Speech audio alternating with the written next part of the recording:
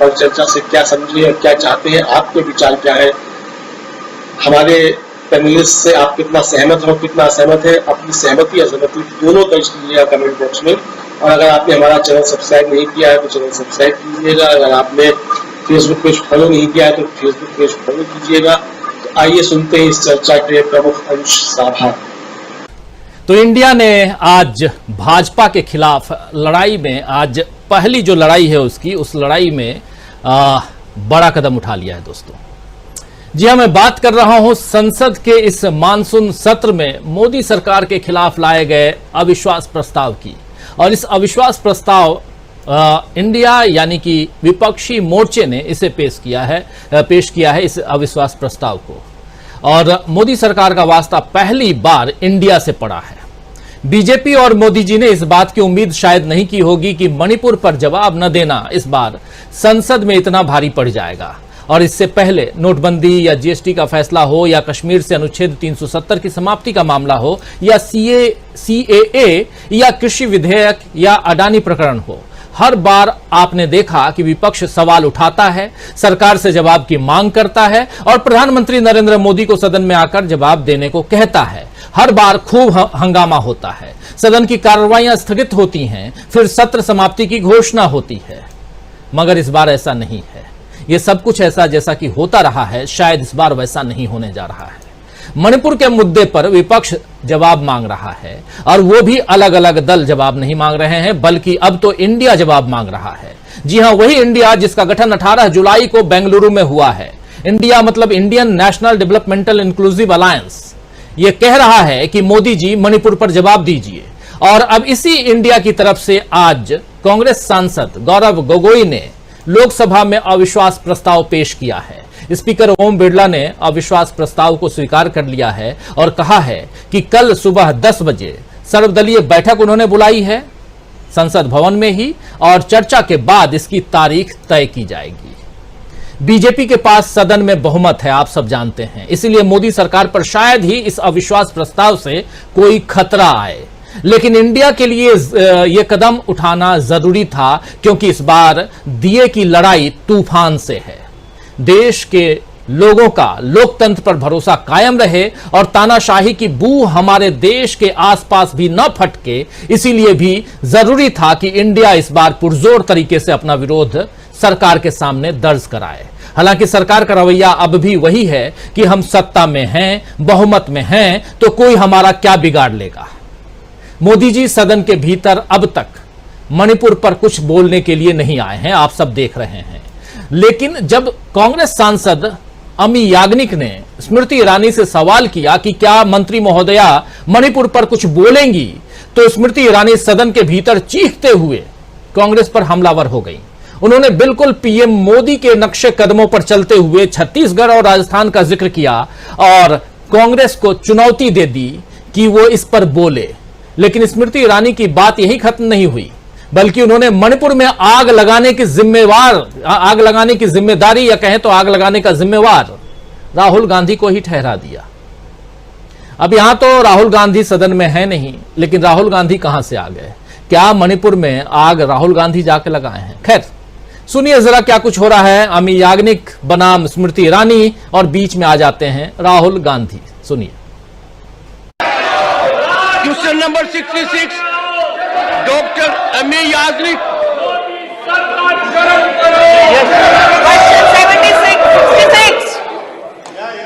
Yes, question number 66, Dr. Ami Yajnik. Sir, I have seen the reply, but I would like to ask the minister whether his colleague women ministers are going to speak on Manipur. It will not go on record. It will not go on record. It is indecorous conduct. It is misconduct. It is abuse of your power, Honorable Minister.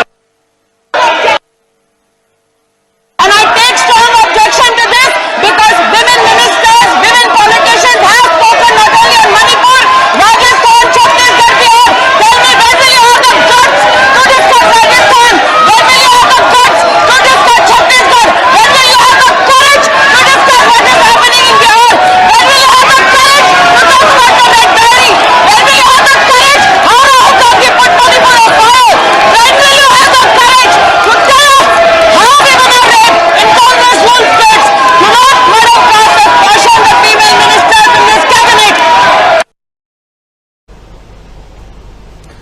कुछ हो ना हो, लेकिन BP की बीमारी जरूर हो जाएगी सदन में जब लोग ऐसे चिल्लाते हैं तो। खैर, तो दोस्तों अब तक हमने देखा कि राहुल गांधी को सोशल मीडिया पर या बाहर जो है वो मीडिया से बातचीत में स्मृति ईरानी घेरती रहती हैं, लेकिन ये तो हद हो गई कि जिस सदन में राहुल गांधी हैं ही नहीं, वहां उन पर हमला किया गया। और क्या स्मृति ईरानी ये नहीं जानती हैं कि मणिपुर मई की शुरुआत में वहां की घटना हुई, वहीं उसी समय से अशांत है, और राहुल गांधी वहां जून के अंत में गए थे। अब तक बीजेपी देश की हर समस्या के लिए नेहरू जी को दोषी ठहराती थी, लेकिन अब मोदी जी के न्यू इंडिया में हर गलत काम के लिए जिम्मेदार राहुल गांधी बन गए हैं। खैर, स्मृति ईरानी ने अमी याग्निक की बात का सीधा जवाब देने की जगह जोर जोर से चिल्लाने का रास्ता अपनाया, और इधर आज ही संसद में कांग्रेस अध्यक्ष मल्लिकार्जुन खड़गे का माइक बंद कर दिया गया।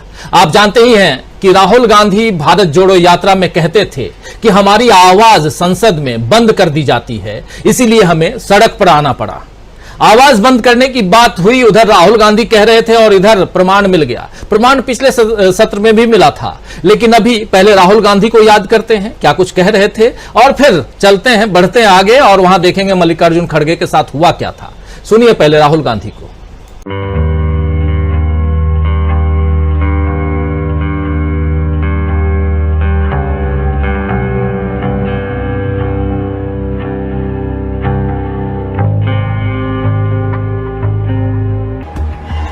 यहां पे तो कंट्रोल है माइक का, पार्लियामेंट हाउस में वहां पे ऐसे ही बंद हो जाता है 2 मिनट में। नोटबंदी की बात करो, माइक ऑफ। चाइना की सेना अंदर आ गई, 2000 स्क्वायर किलोमीटर हिंदुस्तान का उठा के ले गए, माइक ऑफ। क्या बोलना है बोल लो, किसी को कोई कुछ नहीं दिखाई देगा, कुछ नहीं सुनाई देगा, माइक ऑफ। 4 साल आप सेना में काम करो, 6 महीने ट्रेनिंग मिलेगी, और 4 साल बाद घर जाइए, माइक ऑफ है अग्निवीर। ये है हालत देश की, इसीलिए हमने ये यात्रा शुरू की। तो माइक ऑफ की बात यहां राहुल गांधी कह रहे थे, आज नहीं 6 महीने 7 महीने पहले की बात है, उससे भी ज्यादा पहले 10 नवंबर 2022 को पहली बार माइक ऑफ की बात उन्होंने कही थी, और हम अभी 26 जुलाई में हैं, तो 7 महीना इधर और 2 महीना उधर आप रख लीजिए, 7 2 9 लगभग 9 महीने की बात हो गई। और अब यही व्यवहार खड़गे साहब के साथ किया गया है, लेकिन खड़गे साहब ने इसे अपना अपमान बताते हुए आवाज उठाई है। जरा सुन लेते हैं खड़गे साहब के साथ हुआ क्या, सुनिए, देखिए। धन्यवाद चेयरमैन साहब, आपने मुझे समय दिया, और अब चालू है माइक। तो एक बात यहाँ पर बोलना ठीक रहेगा, जो शिवा ने उठाया था, और वो 235 rules to be observed in council, उसके बाद 236 members were entitled to speak. तो मैं कल यहाँ पर डिप्टी लीडर थे, डिप्टी चेयरमैन थे, तो मैं उनके परमिशन पूछा तो उन्होंने मुझे दिया, क्योंकि उधर हमेशा जब लीडर ऑफ द हाउस उठते हैं तो फौरन उनको मिल जाता है। हमको जरा हाथ उठा के तंग होने के बाद जब आप इधर घूमते हो उस वक्त मिलता है, लेकिन जब मेरे को परमिशन मिला बात करने का, और आपके वजह से मुझे बात करने का अवसर भी मिला, और मुझे ये खुशी भी है कि आप हमेशा ये कहते हैं कि इस सदन में मैं 4 लोगों का गौरव बहुत करता हूं। एक प्राइम मिनिस्टर, दूसरे लीडर ऑफ द हाउस, और तीसरे अपोजिशन लीडर। आपने बार बार कहा, इसीलिए मैं ये सोच के उठा था कि मुझे मौका मिलेगा और बात करने के लिए। मैं पूरे अपने इश्यूज को सदन के सामने रख रहा था, और जब 50 लोग अपना 267 पे किए थे, तो मुझे अगर बोलने का मौका भी नहीं मिला, ठीक है, लेकिन कम से कम जब मैं बोल रहा हूं, मेरा बाइक अचानक बंद करना ये मेरा प्रिविलेज है। अब उसको प्रिविलेज को ठक्कर मेरा अपमान हुआ है। मेरे रेस्पेक्ट को आप मेरे सेल्फ रेस्पेक्ट को उन्होंने चैलेंज किया है, और सरकार के इशारे पे अगर सदन चला तो मैं समझूंगा डेमोक्रेसी नहीं है। Nothing will go on record. अब आई एम हैप्पी कि मेरे पीछे खड़े अगर नहीं हुआ तो क्या मोदी के पीछे खड़े होगा? और इसके साथ ही nothing will go on record, ये सेंटेंस बहुत सुनने को आजकल आप लोगों को मिलता होगा। खैर, स्पंज कर दिया जाता है, हटा दिए जाते हैं शब्दों को, सेंटेंसेस को, बड़े बड़े सेंटेंसेस को। खैर, इसके बाद में मल्लिकार्जुन खड़गे ने अमित शाह की उस चिट्ठी का जवाब देते हुए साफ कह दिया है कि सरकार की कथनी और करनी में अंतर है। उस चिट्ठी का मैं जिक्र कर रहा हूं जिस चिट्ठी को अमित शाह ने कल लिखी थी। और आपको बता दूं कि अमित शाह ने कल खड़गे और अधीर रंजन चौधरी दोनों को, यानी कि नेता प्रतिपक्ष राज्यसभा और नेता प्रतिपक्ष लोकसभा, दोनों को चिट्ठी लिखकर कहा था कि सरकार मणिपुर पर चर्चा के लिए तैयार है, लेकिन इसके लिए विपक्ष को अनुकूल माहौल बनाना होगा। जिसका जवाब देते हुए ये दोनों चिट्ठी आप देख लीजिए, अधीर रंजन चौधरी के नाम है, खड़गे साहब के नाम है, और आज खड़गे साहब ने चिट्ठी का जवाब दिया है। और जिसका जवाब देते हुए खड़गे साहब ने लिखा है कि अमित शाह जी, आपका 25 जुलाई का पत्र तथ्यों से उलट है। मणिपुर की स्थिति पर इंडिया अलायंस की पार्टियां पीएम से मांग कर रही हैं कि वे संसद को संबोधित करें ताकि इस पर चर्चा हो सके, लेकिन आपके पत्र की भावनाओं में और आपकी करनी में जमीन और आसमान का फर्क है। सदन में आपकी सरकार का रवैया असंवेदनशील और मनमाना रहा है। खड़गे ने यह भी कहा है कि जिस दिन पीएम ने देश के विपक्षी दलों को अंग्रेज शासकों और आतंकी दल से जोड़ा, उसी दिन आपने भावनात्मक पत्र लिखकर विपक्ष से सकारात्मक रवैये की अपील की है, अपेक्षा की है। पीएम का विपक्षी दलों को दिशाहीन बताना बेतुका ही नहीं है, बल्कि दुर्भाग्यपूर्ण भी है। संसद के मानसून सत्र में गरजना बरसना तो दोस्तों होगा, इसकी उम्मीद थी, लेकिन जो घटनाएं इस वक्त हो रही हैं उससे पता चल रहा है कि इस बार के मानसून सत्र से देश में कोई बड़ा तूफान उठ सकता है, ये तय मानिए, और जिसकी आगाज या कहें तो जिसकी शुरुआत हो चुकी है। 20 जुलाई 2018 को आप याद कीजिए, उस दिन 20 जुलाई 2018 यानी आज से 5 साल पहले विपक्ष ने मोदी सरकार के खिलाफ पहली बार अविश्वास प्रस्ताव पेश किया था। तब मोदी सरकार का पहला कार्यकाल था।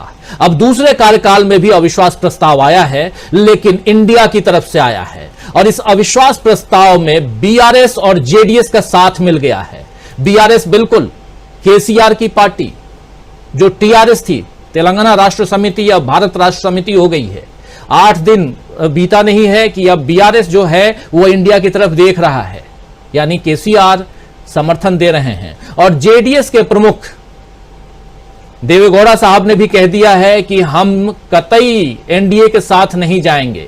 इसका मतलब है कि जेडीएस भी अब देख रहा है कि मुझे कहीं ना कहीं इंडिया के साथ जाना होगा।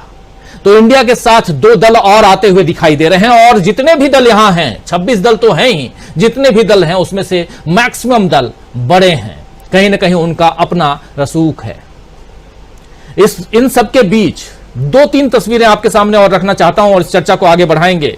आप लोगों का ज्यादा समय नहीं लूंगा, लेकिन 2-3 तस्वीरें। एक तस्वीर आपको दिखाता हूं बाहर, सोनिया गांधी जब पहुंचती हैं आज पार्लियामेंट में, तो बाहर धरना दे रहे तमाम विपक्षी इंडिया के नेता, और उसमें इस धरना प्रदर्शन इसलिए हो रहा है क्योंकि संजय सिंह को निलंबित कर दिया गया है। आम आदमी पार्टी के राज्यसभा सांसद हैं और पार्टी से राज्यसभा में नेता हैं। उनसे सोनिया गांधी मिल रही हैं, ये तस्वीर देखिए आप, और सोनिया गांधी कह रही हैं कि हम आपके साथ हैं, यानी संजय तुम संघर्ष करो, कांग्रेस तुम्हारे साथ है। दूसरी तरफ एक तस्वीर और दिखाना चाहता हूं जिसमें मोदी बनाम इंडिया के नारे लग रहे हैं, और यह सदन के अंदर की तस्वीर है। और यहां जगदीप धनखड़ साहब जो हैं वो हाथ जिस ढंग से कर रहे हैं, लग रहा है जैसे म्यूजिक पे अपना ताल जो है, यानी कि एक म्यूजिशियन किस जो डायरेक्शन देता है जो वो किस ढंग से डायरेक्शन दे रहा है वो दिखाई दे रहा है। तो इनके बाएं साइड में मोदी और दाएं साइड में इंडिया, जरा सुन लेते हैं, लाइए आवाज ले आइए।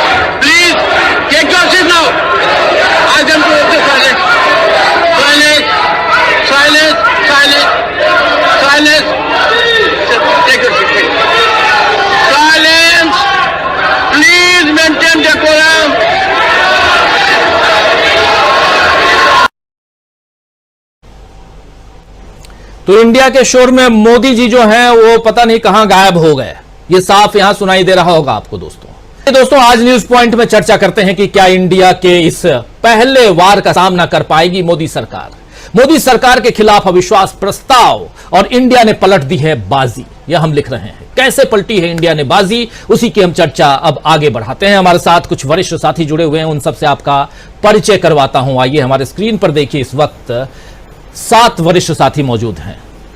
मीनू जैन जी हमारे साथ जुड़ी हुई हैं, हमारे साथ सुनील शुक्ला जी जुड़े हुए हैं, हमारे साथ प्रोफेसर रविकांत जी जुड़े हुए हैं, हमारे साथ प्रमोद अग्रवाल जी जुड़े हुए हैं, प्रोफेसर अखिल स्वामी जी जुड़े हुए हैं हमारे साथ, और प्रशांत टंडन जी और संजय कुमार सिंह साहब जुड़े हुए हैं।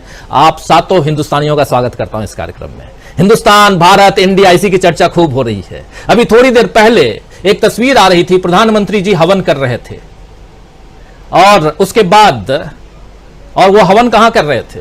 हवन कर रहे थे प्रगति मैदान में। एक कन्वेंशन सेंटर का उद्घाटन हुआ है, और उसका उद्घाटन इसलिए किया गया है आनंद फानन में क्योंकि G20 की बैठक वहीं होगी, और वहां हवन पूजन पसंद है।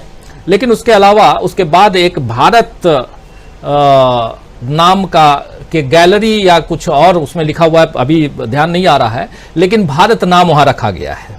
चलिए, अच्छी बात है, भारत रखिए, इंडिया रखिए, हिंदुस्तान रखिए। यहां 7 हिंदुस्तानी हम लोग हैं और 8वां मैं हूं। और सीधे आना चाहता हूं प्रोफेसर अखिल स्वामी जी आपके पास। बहुत कुछ चर्चा में हम आपके सामने रख चुके हैं। आपसे शुरुआत, भारत, हिंदुस्तान और उसके बीच इंडिया बाजी मारता हुआ दिखाई दे रहा है, कैसे कहेंगे? देखिए राजीव जी, आपने माननीय मंत्री जी का जो उन्होंने संवाद किया वो सुनाया।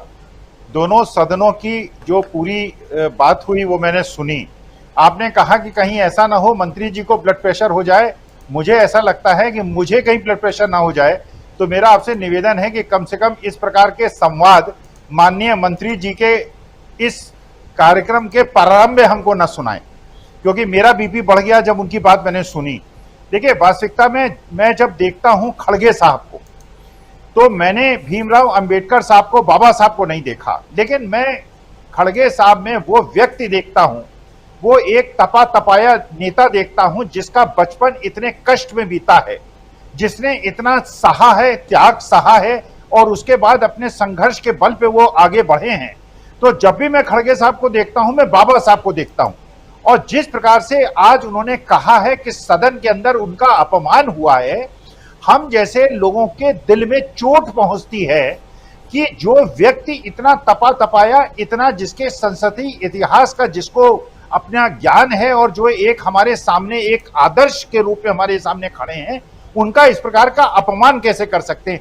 और मुझे खेद हुआ जब मैंने लोकसभा के स्पीकर महोदय को सुना, जब यह हुआ कि साहब अविश्वास प्रस्ताव को हम अनुमति देते हैं और इस पर अब चर्चा होगी, लोगों ने पीछे से कहा चक दे इंडिया, तो जो सभापति महोदय थे वो बौखला गए। उन्होंने चक दे इंडिया को कहा कि ये लोग आप क्यों क्या कर रहे हैं, चक दे।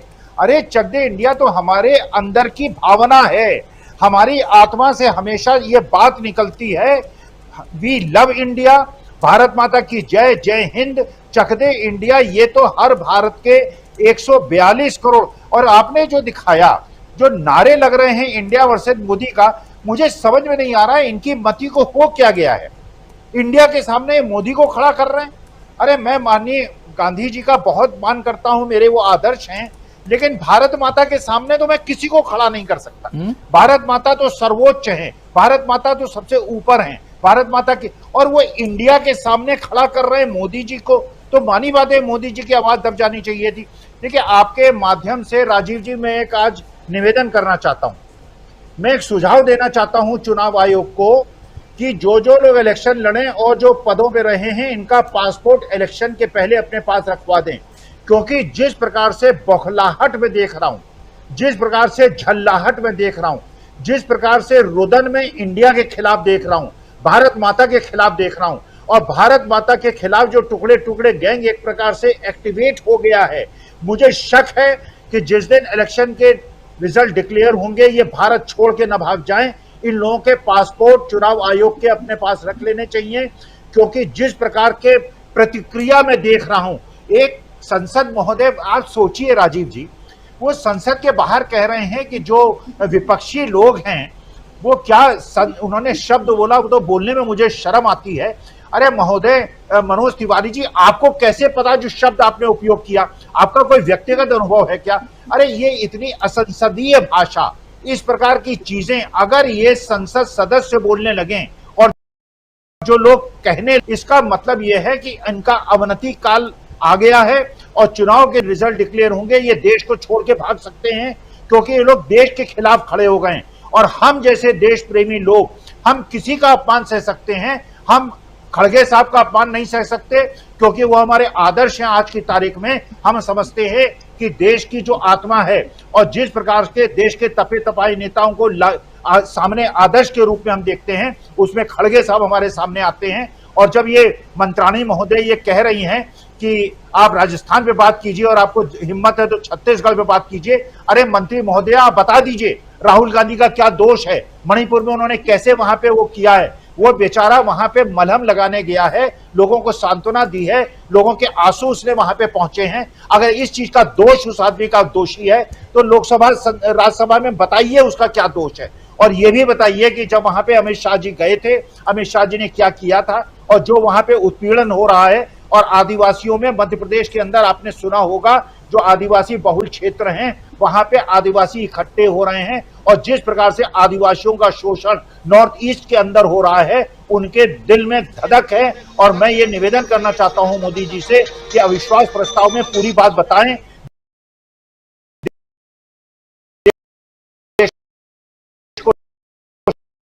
शांत करें, जिसमें मलहम लगाएं और बताएं देशवासियों को, दलितों को और बाकी देश को ये आश्वासन देंगे कि हमारा भविष्य सुरक्षित है। क्योंकि मुझे लग रहा है जिस प्रकार से आप लोग बिहेव कर रहे हैं, हमारा भविष्य पूरी तरह से असुरक्षित है। जो 70 साल में नहीं हुआ वो 9 साल में आपने करके दिखा दिया।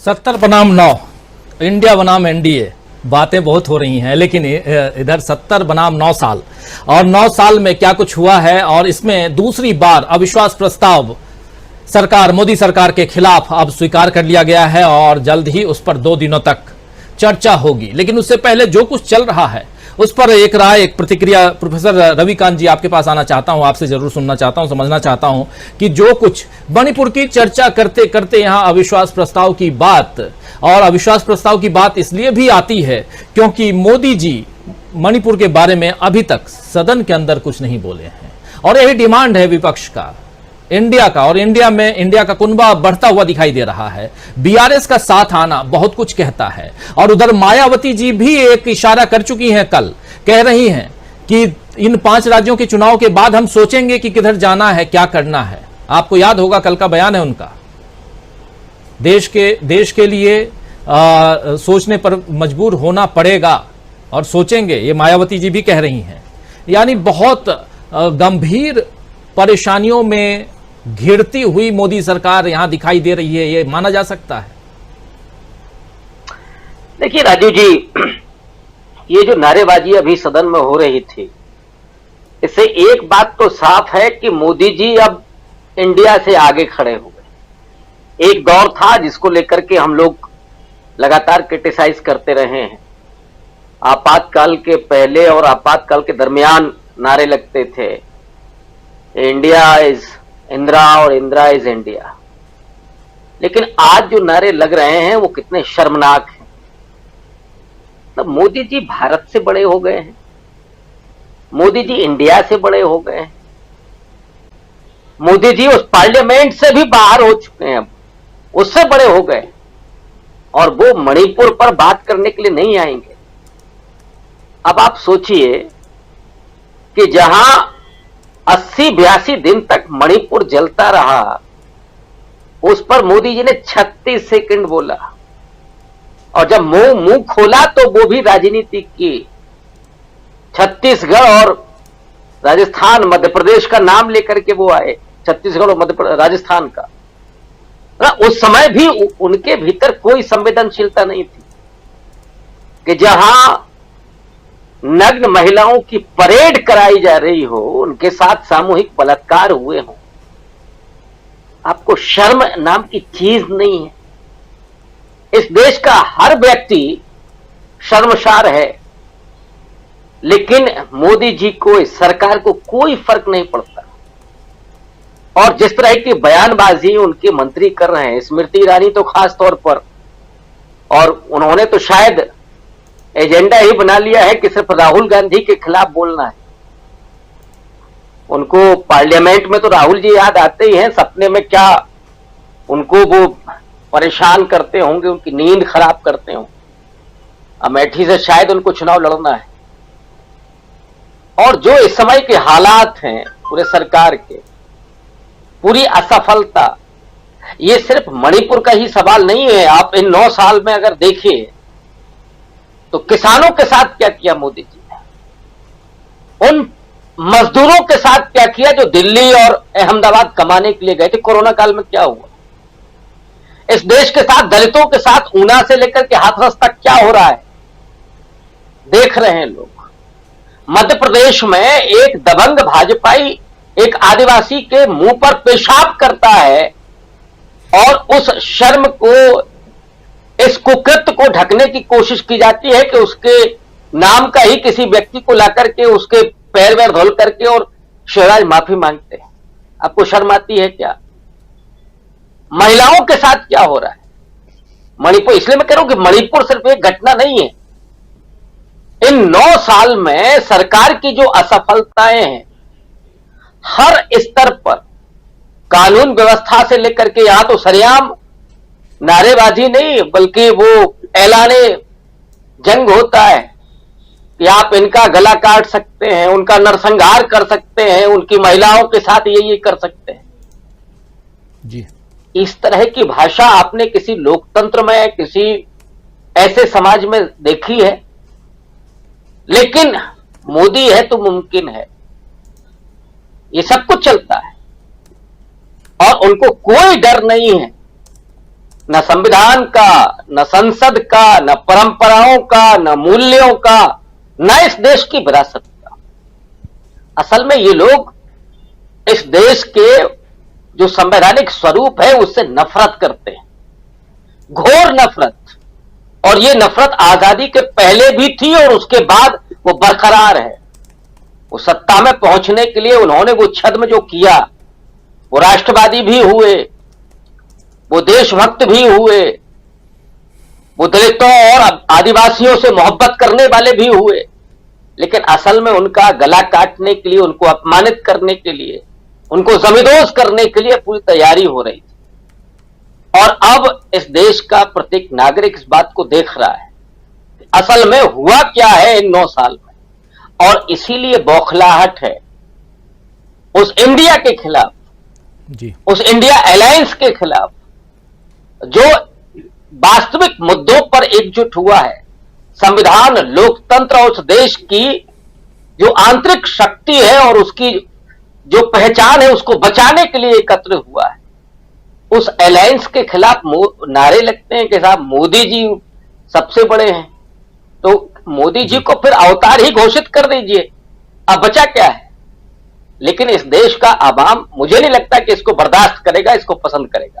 आज जो खड़गे साहब के साथ इन्होंने किया है, ये पूरे देश के दलितों और आदिवासियों का अपमान है, और इसका जो खामियाजा इनको भुगतना पड़ेगा। दक्षिण भारत में ही नहीं राजीव जी, उत्तर प्रदेश में भी भाजपा को इसका खामियाजा भुगतना पड़ेगा, ये आने वाला वक्त बताएगा।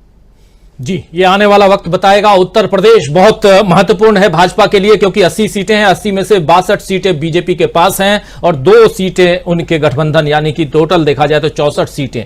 क्या 64 सीटें बीजेपी रिमेन करेंगी आने वाले चुनाव में, ये एक बड़ा सवाल है। और जैसा प्रोफेसर रविकांत जी कह रहे हैं कि मल्लिकार्जुन खड़गे का अपमान जो है वो देश का अपमान तो है ही, और सबसे ज्यादा भुगतना अगर होगा बीजेपी को तो उत्तर प्रदेश में भुगतना होगा। आना चाहता हूं मीनू जी आपके पास। मीनू जी, जो कुछ हो रहा है सदन के अंदर उससे साफ दिखाई दे रहा है कि एक हलचल तो है और बहुत भयानक हलचल है। जैसे शुरुआत में कह रहा था मैं कि ये मानसून का समय भी है और मानसून सत्र के बाद कुछ और देखेंगे, क्योंकि मौसम जैसे जैसे बदल रहा है। देखिए, बारिश जब होती है, होनी चाहिए थी, उस समय बारिश नहीं होती, उससे पहले बारिश होती है। पहाड़ों पे आप रहती हैं, पहाड़ों का हाल कितना बुरा है आप देख लीजिए।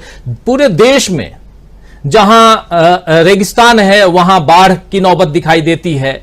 कहीं कुछ बिल्कुल उल्टा पुल्टा हो रहा है, और वैसी सियासत में भी उल्टा पुल्टा दिखाई दे रहा है। कैसे देखा जाए, कैसे जोड़ा जाए इसको? और यहां प्रधानमंत्री नरेंद्र मोदी कहीं ना कहीं बचते बचाते आगे निकलने की कोशिश, और शरण जो है फाइनली हवन कुंड के सामने उनको दिखाई देता है। भारत मंडप का उद्घाटन कर रहे थे, इंडिया मंडप नहीं बल्कि भारत मंडप का उद्घाटन कर रहे थे, कुछ भी कह लीजिए, लेकिन इंडिया से बचने की कोशिश करते हुए आजकल बीजेपी और प्रधानमंत्री नरेंद्र मोदी बहुत दिखाई देते हैं। ये सब बेशर्म, आवाज आ रही है मेरी? जी जी, बिल्कुल। ये जो आपने 2-3 बातें गिनाई, ये सब इनकी बेशर्मी का एक नमूना है। और आज तो कई सारे नमूने इन्होंने पेश किए हैं। जैसे मोदी जी देश में मणिपुर के लिए हाहाकार मचा हुआ है, जनता चाहती है कि प्रधानमंत्री उसके ऊपर बोले, उसके ऊपर नहीं बोल रहे हैं। मोदी जी वहां हवन कर रहे हैं बैठे हुए। उसके सरकार के जो ईडी के डायरेक्टर संजय मिश्रा, जिनका की तीसरी बार एक्सटेंशन दिया गया था, उसको सुप्रीम कोर्ट ने अवैध ठहरा दिया है। आप उनकी हिमाकत देखिए, बेशर्मी देखिए, फिर पहुंच गए सुप्रीम कोर्ट में कि इनको एक्सटेंशन दिया जाए, जरूरत है, जबकि सुप्रीम कोर्ट ने ऑलरेडी उनको बहुत समय दे दिया था, 20 दिन का आई थिंक समय दिया था कि 31 जुलाई तक वो अपने पद पर रह सकते हैं। मतलब इस देश के अंदर अफसरों की कमी हो गई है, अकाल पड़ गया है, या सारे अफसर अयोग्य हैं संजय मिश्रा के अलावा? ये हद दर्जे की बेशर्मी है। और ये ब्यूरोक्रेसी को सोचना चाहिए कि उन सब के अंदर मोदी जी को अविश्वास है, या ये हो सकता है कि शायद संजय मिश्रा या जो इस वक्त उनके साथ ब्यूरोक्रेसी जो है उसके अलावा उन्हें और कोई अपना वफादार नजर नहीं आता जो उनकी भाजपा की वफादारी, जो मोदी की व्यक्तिगत वफादारी करे। या हो सकता है गुजरात कार्डर से खत्म हो गए योग्य ब्यूरोक्रेट्स, इसलिए संजय मिश्रा के ऊपर इतना जोर दिया जा रहा है। तो आप मतलब बेशर्मी की हद देखिए, मतलब इससे ज्यादा बेशर्म हो नहीं सकता इंसान। तीसरी बेशर्मी स्मृति ईरानी दिखा रही है। वो बृजभूषण शरण सिंह के मामले पे नहीं बोलती है, महिला पहलवान सड़कों पे घसीटी जाती हैं उस यौनिक पीड़न के खिलाफ, उसके खिलाफ स्मृति ईरानी की जुबान नहीं खुलती है। उन्नाव के केस में, उन्नाव बलात्कार के केस में चुप रहती है, कठुआ बलात्कार के कांड के केस में चुप रहती है, हाथरस के केस में चुप रहती है, और महिलाओं से संबंधित जो भी कोई भी कृत्य सामने आता है देश के अंदर, स्मृति ईरानी बिल्कुल मुंह में दही जमाए बैठी रहती है। और आज देखिए कैसे चिल्ला रहे, मतलब उनको मिर्ची लगी बहुत बुरी तरह। अमी याग्निक ने सही छेड़ा, और क्यों नहीं पूछा जाएगा? आप क्यों बताइए, आप बताइए ना सार्वजनिक तौर पर, जो जनता सुनना चाहती है, देश सुनना चाहता है, उसमें इतना चीखने चिल्लाने की जरूरत क्या है? चंडीबाई की तरह इस तरह से विकराल रूप दिखाने की क्या जरूरत है? ऐसा ही विकराल रूप इन्होंने एक बार और दिखाया था सोनिया गांधी के ऊपर। चंडीबाई बनने की क्या जरूरत है? आप नेता की तरह बात जवाब दीजिए उसमें। और चिल्ला रही है उसमें, ये समझ में नहीं आ रहा है क्या कह रही है। इन्होंने ये बना लिया है कि अनर्गल और चिल्ला चिल्ला के बोलते रहो, उसमें किसी को कुछ समझ में आए ना आए, इतना हल्ला गुल्ला मचा दो सदन के अंदर कि वो चीजें बिल्कुल एक तो सुनाई ना दे, और उसमें जिसको यहाँ बोलते हैं हमारे रौले में रोल जाए, वो सारी चीज इतना रौला पा दो। तो ये जो सब इनका चल रहा है, इससे देखिए मुख्य मुद्दे से ध्यान नहीं भटकेगा। जो मणिपुर का जो हादसा चेतना को छलनी कर दिया है, जी। उससे आप चाहे भी कुछ आप हवन कर लीजिए, आप इंडिया को गालियां दे, इंडिया जो गठबंधन है उसको गालियां दे लीजिए, उसका मजाक उड़ा लीजिए, उनको आतंकवादी संगठन बता दीजिए, उससे कोई असर पब्लिक के ऊपर नहीं पड़ रहा है। उल्टे इनकी इमेज खराब हो रही है।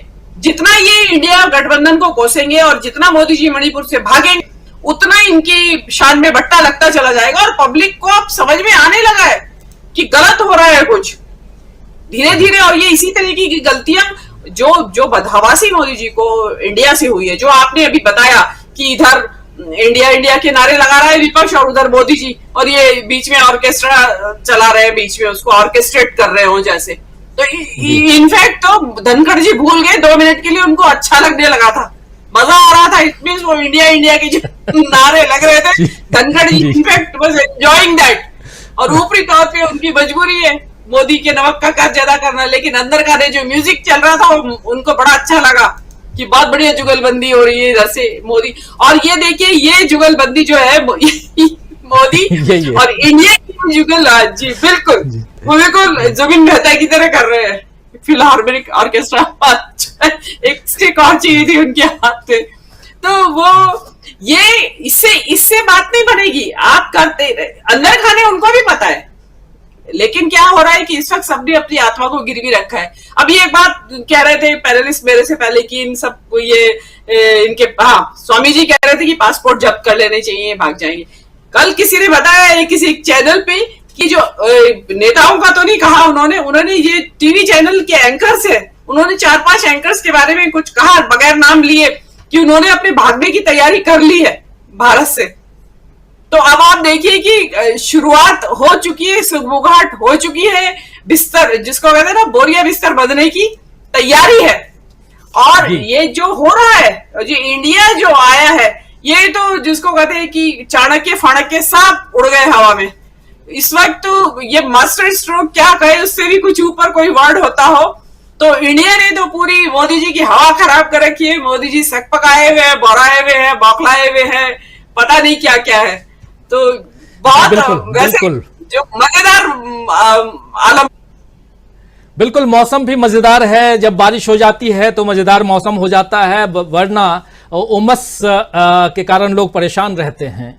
और अभी दिल्ली में आज सुबह सुबह बारिश हुई है, उसके बाद से मौसम खुशनुमा है। लेकिन उधर सदन के अंदर मल्लिकार्जुन खड़गे जो बात कह रहे थे, उससे बहुत तकलीफ न सिर्फ खड़गे साहब को बल्कि देश के ये जो आवाम है उसको भी तकलीफ हुई होगी। और ये बात ऑलरेडी पहले से कह चुके हैं राहुल गांधी कि जब भी बोलने के लिए खड़े हो तो माइक बंद कर दिया जाता है, ऑफ कर दिया जाता है माइक को। आखिर इस लोकतंत्र में आपकी आवाज को अगर ऑफ कर दिया जाए, बंद कर दिया जाए, तो फिर आप और उसमें भी लोकतंत्र के मंदिर में यानी कि संसद में, सदन के अंदर अगर आपको चुप करा दिया जाए तो इससे दुखद और कुछ नहीं हो सकता है, जैसा आज मल्लिकार्जुन खड़गे के साथ हुआ। और उन्होंने बहुत ही साफगोई से, दमदारी के साथ अपनी बात रखी सीधे शब्दों में कि मेरा यह मौलिक अधिकार है कि मैं बोलूं और मुझे जनता के लिए, अपने चाहने वालों के लिए बोलना होगा और आप मेरी आवाज को दबा नहीं सकते हैं।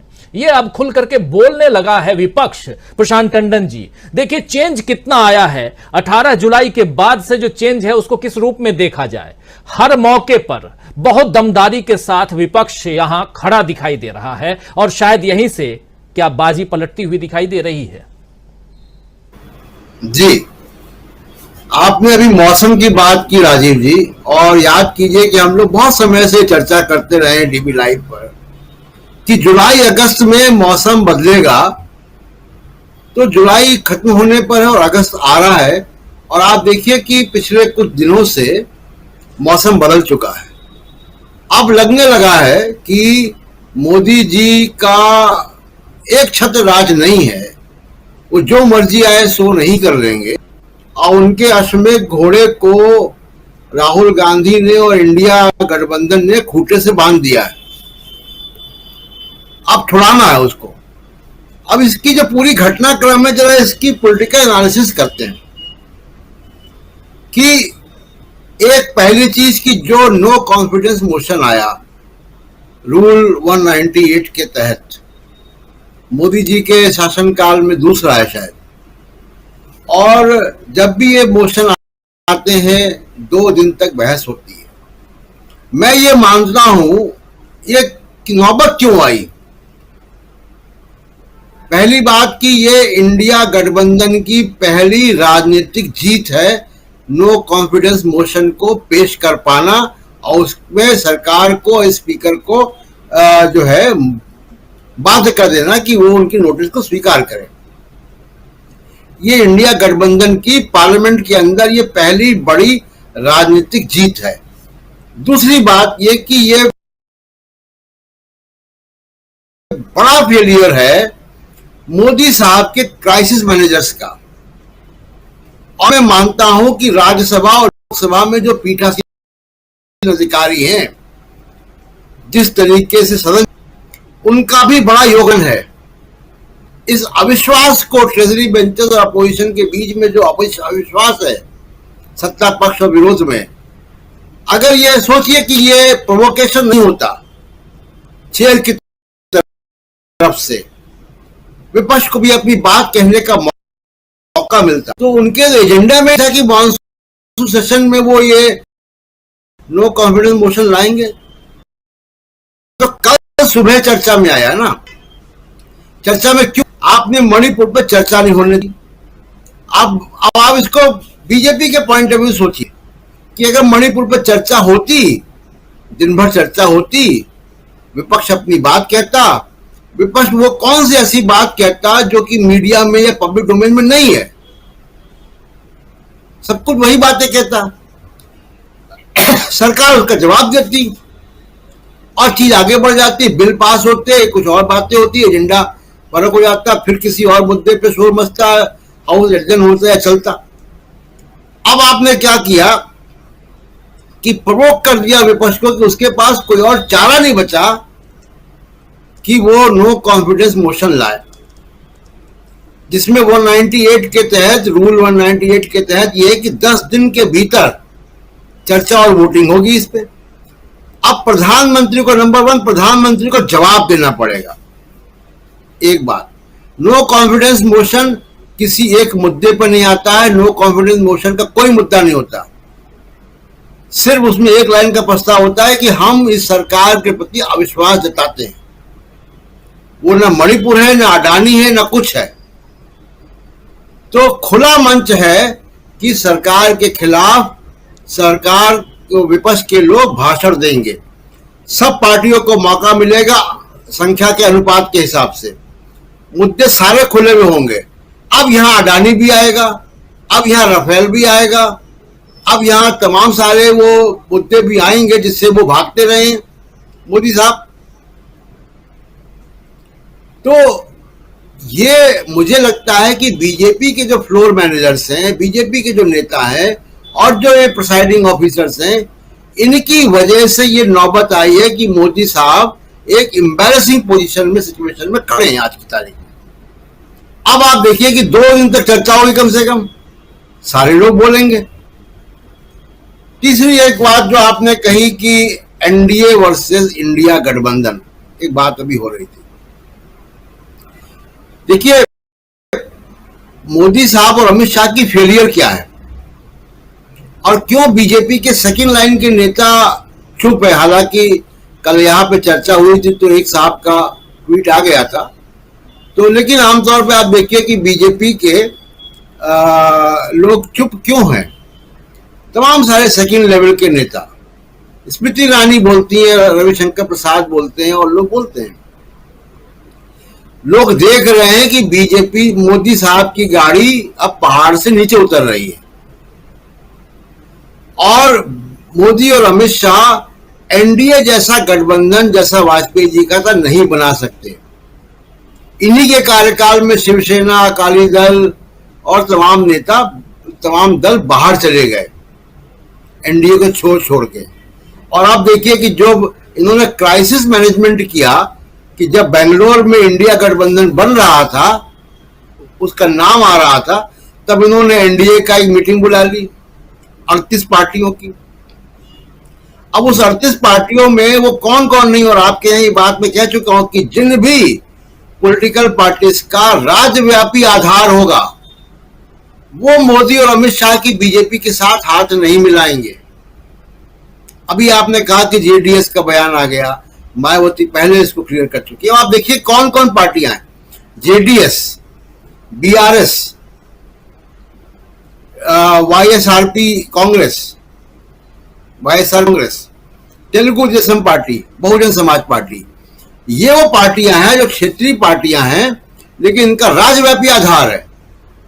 और ये मानती हैं कि अगर इन्होंने बीजेपी के साथ हाथ मिलाया तो उनका जनाधार खिसक जाएगा, क्योंकि उनको समाज के तमाम वर्ग वोट देते हैं। बीजू जनता दल भी है, हाँ, बीजेडी भी है उसमें जी। तो JDS, BRS, YSR Congress, Telugu Desam, BSP, BJD, इतनी पार्टियां जिनका राज्यव्यापी आधार है वो एनडीए में नहीं है। और ये वो पार्टियां हैं जो इंडिया में भी नहीं है, जो इंडिया गठबंधन में भी नहीं, लेकिन ये मोदी और अमित शाह के एनडीए में नहीं जाएंगी। ये बीजेपी को देखना होगा कि अगर गठबंधन की राजनीति में देश जाएगा 2024 में, तो उनको कोई और नेता चाहिए होगा जो गठबंधन बना सके। वो नेता टॉलरेंट होगा, वो नेता घमंडी नहीं होगा, वो नेता जो है वो आत्ममुग्ध नेता नहीं होगा। वो वाजपेयी जी ऐसा ही नेता कर सकता है ये काम। ये बीजेपी को सोचना है। अब तीसरी बात, ये ईडी के जो डायरेक्टर मिश्रा जी का 3 बार एक्सटेंशन के बाद सुप्रीम कोर्ट ने उनको इलीगल कह दिया उनका, उसके बाद सरकार आज फिर चली गई। वो क्यों गई, उस पर क्या बात है, वो मैं सेकेंड राउंड में आऊंगा तब बात करूंगा। बिल्कुल बिल्कुल बिल्कुल, ये आप जानकारी जो दे रहे हैं आपसे पहले मीनू जी भी कह चुकी हैं। और बात यह है दोस्तों कि ईडी के जो प्रमुख हैं उनको सुप्रीम कोर्ट ने इलीगल घोषित कर दिया था। और 31 तारीख तक, आप सबको अच्छी तरह से पता है कि 31 तारीख आखिरी दिन है उनके कार्यकाल का। सुप्रीम कोर्ट ने ऑलरेडी उनको इलीगल घोषित कर दिया। उनके कार्यकाल को तीसरी बार बढ़ाने को की मनाही हो चुकी है। लेकिन उसके बाद आज अचानक आनन फानन में मोदी सरकार जो है वो सुप्रीम कोर्ट पहुंच गई इसी फैसले के खिलाफ कि उस पर रोक लगाई जाए। अब रोक लगती है कि नहीं वो देखा जाएगा, लेकिन ये बहुत महत्वपूर्ण है, बात है, खबर है, और इस पर चर्चा हम अगले दौर में करेंगे। आना चाहता हूं सुनील शुक्ला जी आपके पास। सुनील जी, कैसे देखा जाए, किस रूप में देखा जाए जो चीजें हम देख रहे हैं, उसमें सबसे बड़ी बात यह कि यहां कहीं ना कहीं मौसम के साथ साथ परिस्थितियां जो हैं वो बदलती हुई दिखाई दे रही हैं। दिल्ली में परिस्थितियां देखिए कैसे बदल गई। दिल्ली के कई इलाके में आज भी बाढ़ का पानी है, बाढ़ है। और दूसरी तरफ एक बाढ़ आई हुई है जो सदन के इर्द गिर्द दिखाई दे रही है, और वहां पर प्रधानमंत्री नरेंद्र मोदी को खोजा जा रहा है। अब तो यह पूछा जा रहा है कि आखिर मोदी जी सदन के अंदर आएंगे कैसे, कोई इसका इलाज, कोई इसकी बात बता तो दे। और कई कुछ लोग कह रहे हैं कि विदेश इस सदन को लेके चले जाइए तो शायद वहां पर आ जाए प्रधानमंत्री, क्योंकि प्रधानमंत्री विदेश में ही जाके किसी सदन में बोलते हैं, यहां नहीं बोलेंगे। खैर, मजाक से इतर बात सीधी और सिंपल यह है कि क्या अविश्वास प्रस्ताव का लाना, उसका स्वीकार करना, उसको कल जब सर्वदलीय बैठक होगी ओम बिरला के साथ, लोकसभा के स्पीकर के साथ में, उसके बाद यह भी आ जाएगा सामने कि कब से इसकी शुरुआत हो रही है। कम से कम 2 दिन का समय होगा और उसमें तमाम बातें जब आएंगी, अलग अलग मसले आएंगे, जिन मामलों की, जिन मुद्दों की बात राहुल गांधी लगातार करते आए हैं। राहुल गांधी रहे न रहे, उनका जिक्र आज स्मृति ईरानी कर रही थी, तो अब उनके ही लोग करेंगे। इंडिया, क्या इंडिया बहुत मजबूती के साथ, यहां दमदारी के साथ परेशान करता हुआ नजर आ रहा है मोदी जी को और उनकी पार्टी को? धन्यवाद राजीव जी। जब आप नदियों के प्रवाह को सामान्य नहीं रहने देते हैं तो आपको बाढ़ का सामना करना पड़ता है। जब आप संसदीय कार्रवाई को सामान्य नहीं रहने देते हैं तो आपको विश्वास प्रस्ताव का सामना करना पड़ता है। जब सरकारें जनहित से अपने आप को हटने लगती हैं तो उनको इस तरह के राजनीतिक झमेले, राजनीतिक हमले झेलने ही पड़ते हैं। सामान्य सी बात थी। पिछले दिनों यमुना का पानी लगातार खतरे के निशान से ऊपर बहता रहा, लगा उसने राहत भी लोगों को दी, लेकिन फिर भी लोग स्थिति आ गई कि दोबारा से पानी उन इलाकों में भर गया जहां जो पहले वह स्वाभाविक रूप से यमुना के प्रवाह का क्षेत्र होता था, वाटर इनकैचमेंट एरिया होता था। लोग घुस गए वहां, तो वो तो आपको झेलना पड़ेगा। उन नदियों की उस जो उनका असर है उससे आप बच नहीं सकते। यही स्थिति है। सवाल यह है कि एक संसदीय लोकतंत्र में हम लोग काम करते हैं। हमारा देश संसदीय लोकतंत्र है। आप संसद की अवहेलना करेंगे एक बड़े मसले पर जिस पर पूरा देश जूझ रहा है, दुनिया के तमाम देश इस पर चिंता व्यक्त कर चुके हैं और सरकार उस पर मौन रहेगी। और सवाल है कि ये जो एक नई प्रवृत्ति पैदा हो गई है कि मणिपुर पे चर्चा करने वाले लोग राजस्थान, छत्तीसगढ़, पश्चिम बंगाल, यहां वहां की बात क्यों नहीं करते? ये कभी नहीं हुआ। जिस समय जब पिछले दिनों निर्भया की बात उठाई थी, उस दौरान सरकार ने ये नहीं कहा कि इन राज्यों में भी तो इस तरह घटनाएं हुई हैं, उसकी बात क्यों नहीं की जाती? उस समय के प्रधानमंत्री ने कहा कि इस घटना को लेकर के जो लोगों में रोष है वो जायज है। सवाल है कि मणिपुर में इतनी बड़ी घटना हो गई और आप मणिपुर के उस घटना के चिंता व्यक्त करने के बजाय, लोगों में विश्वास बहाल करने के बजाय अगर आप अन्य राज्यों का हवाला देंगे और उस घटना को असर को कम करने का प्रयास करेंगे तो स्थितियां बनेगी। हालत क्या हो गई कि अब आप ये नहीं, जब सरकार के खिलाफ अविश्वास प्रस्ताव आ गया तो अब अविश्वास प्रस्ताव पर ही चर्चा होगी। अब किसी प्रस्ताव पर आप चर्चा नहीं कर सकते, उसी पर चर्चा होनी है और इस अविश्वास प्रस्ताव के निर्णय के बाद ही आप कोई कार्रवाई करेंगे। या इस सरकार, सोचिए कि जो सरकार ये कहती है कि सबसे पॉपुलर सरकार है, सबसे पॉपुलर मुख्य प्रधानमंत्री जी हैं, उसको अपने अभी तक के 2 कार्यकाल के दौरान 2 बार अविश्वास प्रस्ताव का सामना करना पड़ रहा है। ये कितनी बड़ी टिप्पणी है सरकार के कामकाज के ऊपर। मणिपुर पर चर्चा करने के बजाय अब सरकार के पूरे कामकाज के ऊपर वो जेरे बहस होगी, तमाम तरह की बातें सामने आएंगी। यह सरकार के काम करने के तरीके पर एक बड़ी गंभीर टिप्पणी है संसद में और संसद में की कार्रवाई में। और ये 28 अब तो है ना, ये 28वां अविश्वास प्रस्ताव है पूरे देश में अब तक जो हुआ है। और मैं मतलब मेरे ख्याल से जो मेरी जानकारी है, मोरारजी देसाई के खिलाफ वो पास हुआ था, बाकी तो लोग इस्तीफा देके चले गए। केवल ये स्थिति आपकी आ गई और आप जवाब दीजिए सरकार लोगों के बीच में। अगर विपक्ष मजबूर हो जाए सरकार से जवाब पाने के लिए कि अविश्वास प्रस्ताव है, तो सरकार किस तरह से संसद चलाना चाहती है? सरकार देश के सामने जो मुद्दे हैं उस पर किस तरह के लोगों को विश्वास में लेना चाहती है? ये कोई तरीका है? आज जो विपक्ष में, राज्यसभा में विपक्ष के नेता ने कहा, खड़गे साहब ने, कितने उनके मन में पीड़ा थी कि आप उनका माइक बंद कर देंगे? कोई विपक्ष का नेता अपना सवाल उठाएगा तो आप शोर मचाना शुरू कर देंगे। शोर बचा करके आप हासिल क्या कर लेंगे? केवल ये बताएंगे कि आप कितने कमजोर हैं। ये मानव मनोविज्ञान है राजीव जी, कि जब आप अपने से मजबूत आदमी से लड़ नहीं पाते हैं तो उसको केवल गाली देते हैं, आप उसके खिलाफ आप शब्दों का प्रयोग करते हैं, जोर जोर से चिल्लाने लगते हैं। यह भय से ग्रसित व्यक्ति बहुत तेज से शोर मचाता है। बिल्कुल। आत्मविश्वास से भरा हुआ आदमी शोर नहीं मचाता। आत्मविश्वास से भरा हुआ प्रतिद्वंदी से निपटने के लिए सक्षम है तो अधिक जो भी होगा मैं आपका प्रतिकार कर लूंगा। लेकिन ये डरा हुआ मनोविज्ञान है, डरी हुई मानसिकता है। क्यों आप चिल्ला रहे हैं? अगर आपके विपक्ष का नेता कोई आपसे सवाल पूछ रहा है तो उसका जवाब दीजिए। आप ये बताइए कि मणिपुर क्यों नहीं जा पाए, मणिपुर की स्थितियां क्यों हैं? अगर आप ये कहते हैं कि मणिपुर की सरकार को आप बर्खास्त नहीं करेंगे तो क्यों नहीं करेंगे? आप क्यों उस सरकार के कामकाज से संतुष्ट है? दरअसल है क्या कि मणिपुर में जो कुछ भी हो रहा है वो इनके एजेंडे के अनुसार हो रहा है। जिस राजनीति के लिए लोग जाने जाते हैं, जिस राजनीति को करना चाहते हैं, उसी को प्रोत्साहित कर रहे हैं। लेकिन दुर्भाग्य क्या है कि इस एजेंडे पर पूरा देश चलने वाला नहीं है। इनको लगता है कि हम चला लेंगे, लेकिन यह देश चलने वाला नहीं है।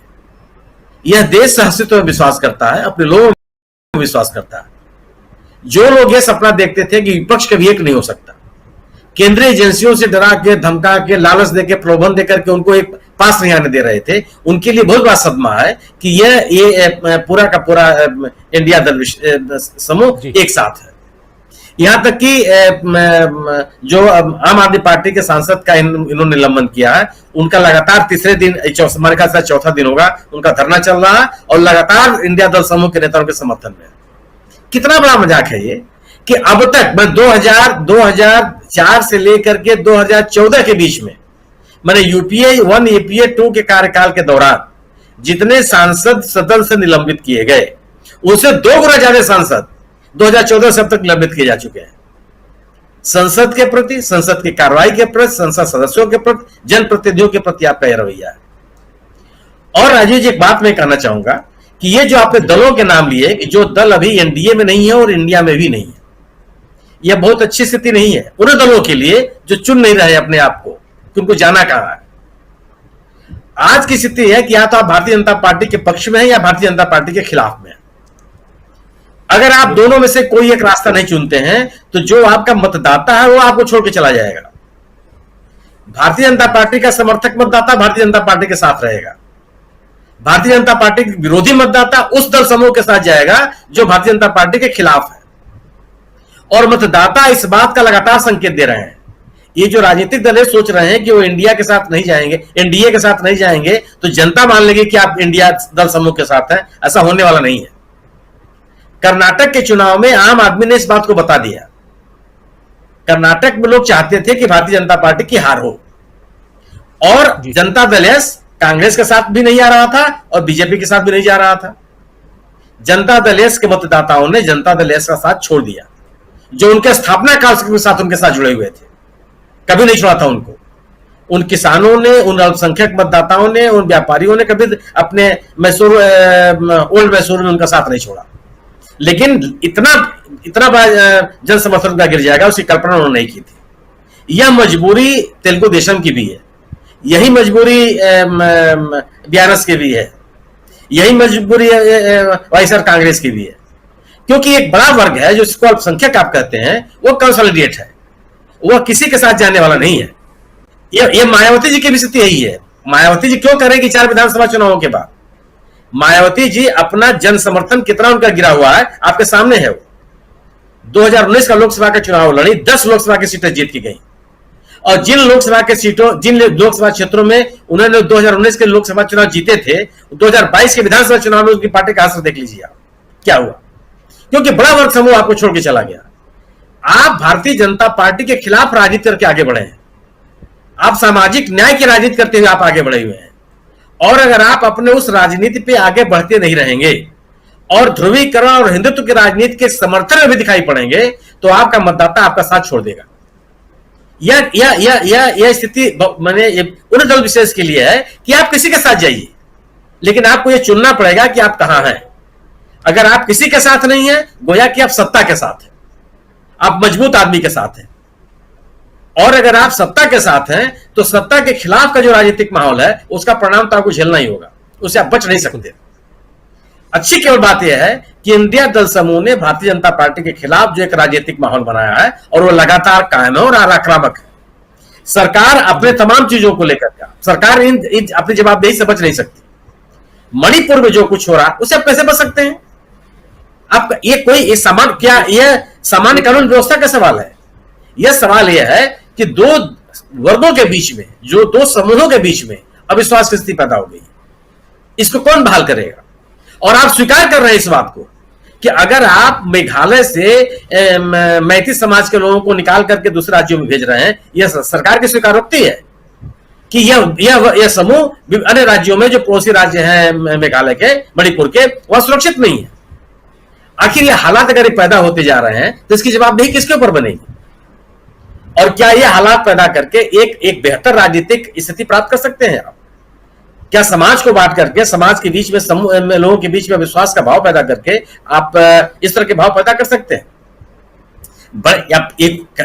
जो बहुसंख्यक की राजनीति कहां इसको स्वीकार कर ले रहा है? सहअस्तित्व की जीवन शैली अपनाने वाले हम लोग, इसको सवाल ही नहीं पैदा होता। इसलिए जो राजनीतिक सवाल पैदा किया विपक्ष ने, ये बीजेपी के सामने बड़ी चुनौती है। और इस बहस के दौरान इस सरकार के ऊपर जो हमले होंगे वह इसकी विश्वसनीयता को और कम करेंगे। जी बिल्कुल ये विश्वसनीयता कम होगी। और साथ साथ पूर्वोत्तर का जिक्र भी आप कर रहे थे। पूर्वोत्तर के कई राज्य जो हैं वो मणिपुर की तरह अब धीरे धीरे सुलग रहे हैं, वो साफ दिखाई दे रहा है। हम नहीं चाहते हैं कि कहीं भी ये आग भड़के, हम चाहते हैं कि अमन हो, शांति हो और सब तरफ बिल्कुल वहां खुशियां कायम हो। लेकिन जो मणिपुर में हो रहा है वो चिंताजनक है। जो लोग मणिपुर के हैं, मणिपुर में अब धीरे धीरे इंटरनेट की सेवा बहाल की गई है और जो भी गति हो, लेकिन थोड़ा बहुत जो भी वहां है, और वहां से अगर कई सारे साथी हमारे वहां से भी हमारे दर्शक देखा करते हैं इस कार्यक्रम को, और अगर देख रहे हो तो उनसे यही गुजारिश है कि अपना ख्याल रखिए। लेकिन दूसरी तरफ आना चाहता हूं प्रमोद अग्रवाल जी आपके पास, और आपसे समझना चाहता हूं कि क्या आपको लगता है कि अब जैसा कह रहे थे सुनील शुक्ला जी, बहुत सही कह रहे थे कि या तो आप सत्ता पक्ष के साथ हैं या आप विपक्ष के साथ हैं। आप अपना अगर तीसरा पक्ष बनाने की कोशिश कर रहे हैं तो उसमें आप सफल नहीं होंगे, और ये अभी मतदाताओं के मूड ने पिछले साल भर में बता भी दिया है, और खासकर भारत जोड़ो यात्रा के बाद से तो साफ साफ दिखाई दे रहा है कि एक धड़ा इधर है तो दूसरा उधर है।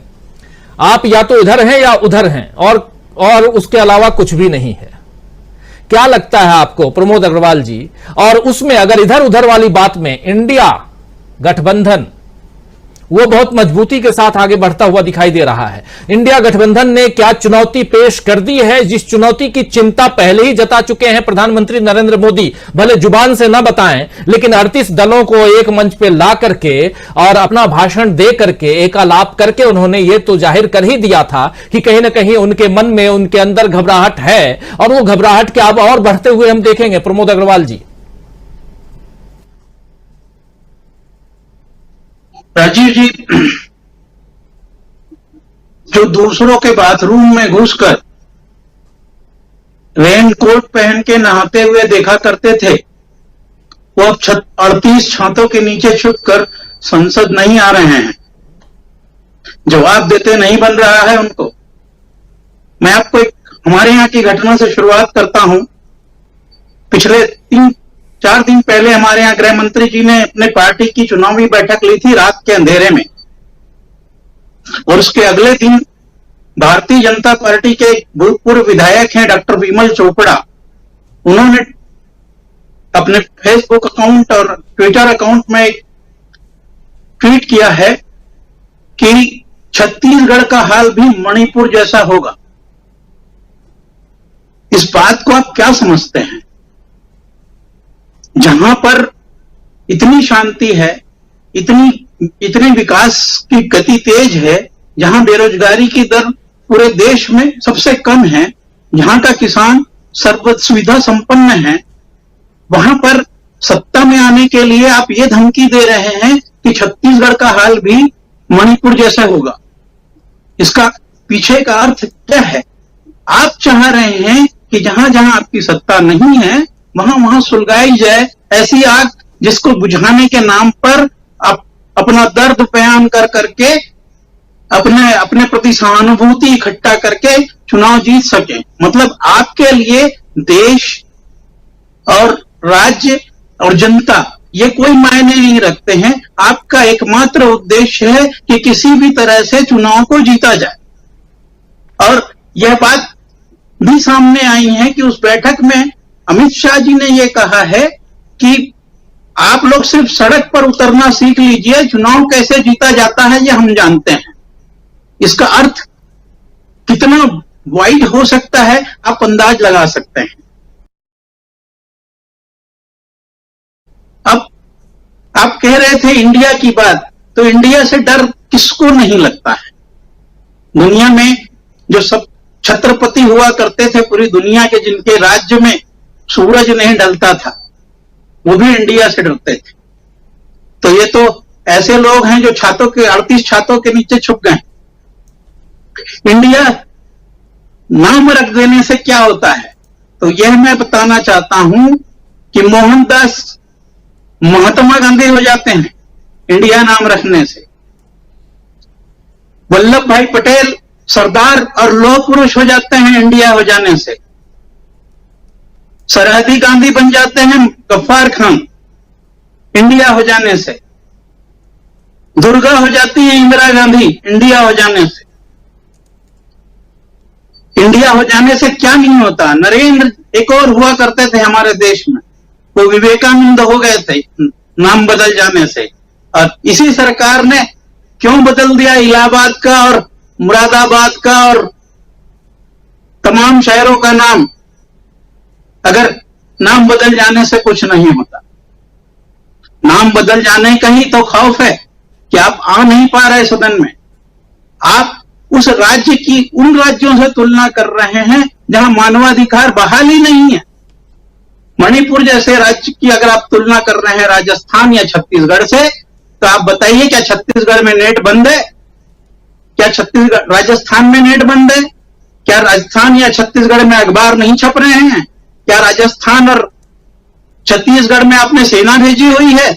क्या क्या वहां पर लोगों को संवाद करने की छूट नहीं मिली हुई है? क्या क्या इतना फर्क है? और आपको एक बात और याद दिलाना चाहता हूं कि आज हम कारगिल का विजय दिवस मना रहे हैं, जहां पर हमारे शहीदों ने हमारे घर में घुसे हुए घुसपैठियों को आज के दिन बाहर कर दिया था। कारगिल दिवस कहते हैं हम। उसकी धर्म पत्नी को आपने नंगा घुमा दिया इस देश में, उस सैनिक की धर्म पत्नी को आपने नंगा घुमा दिया इस देश में। शर्म नहीं आ रही आपको कारगिल दिवस मनाते हुए? मुझे तो बहुत शर्म आ रही है कि हम हमारे सैनिकों को, जिनका ये कहते थे सर्जिकल स्ट्राइक के बाद सवाल पूछने पर कि आप सेना के शौर्य पर सवाल उठा रहे हैं, तो आप क्या कर रहे हैं?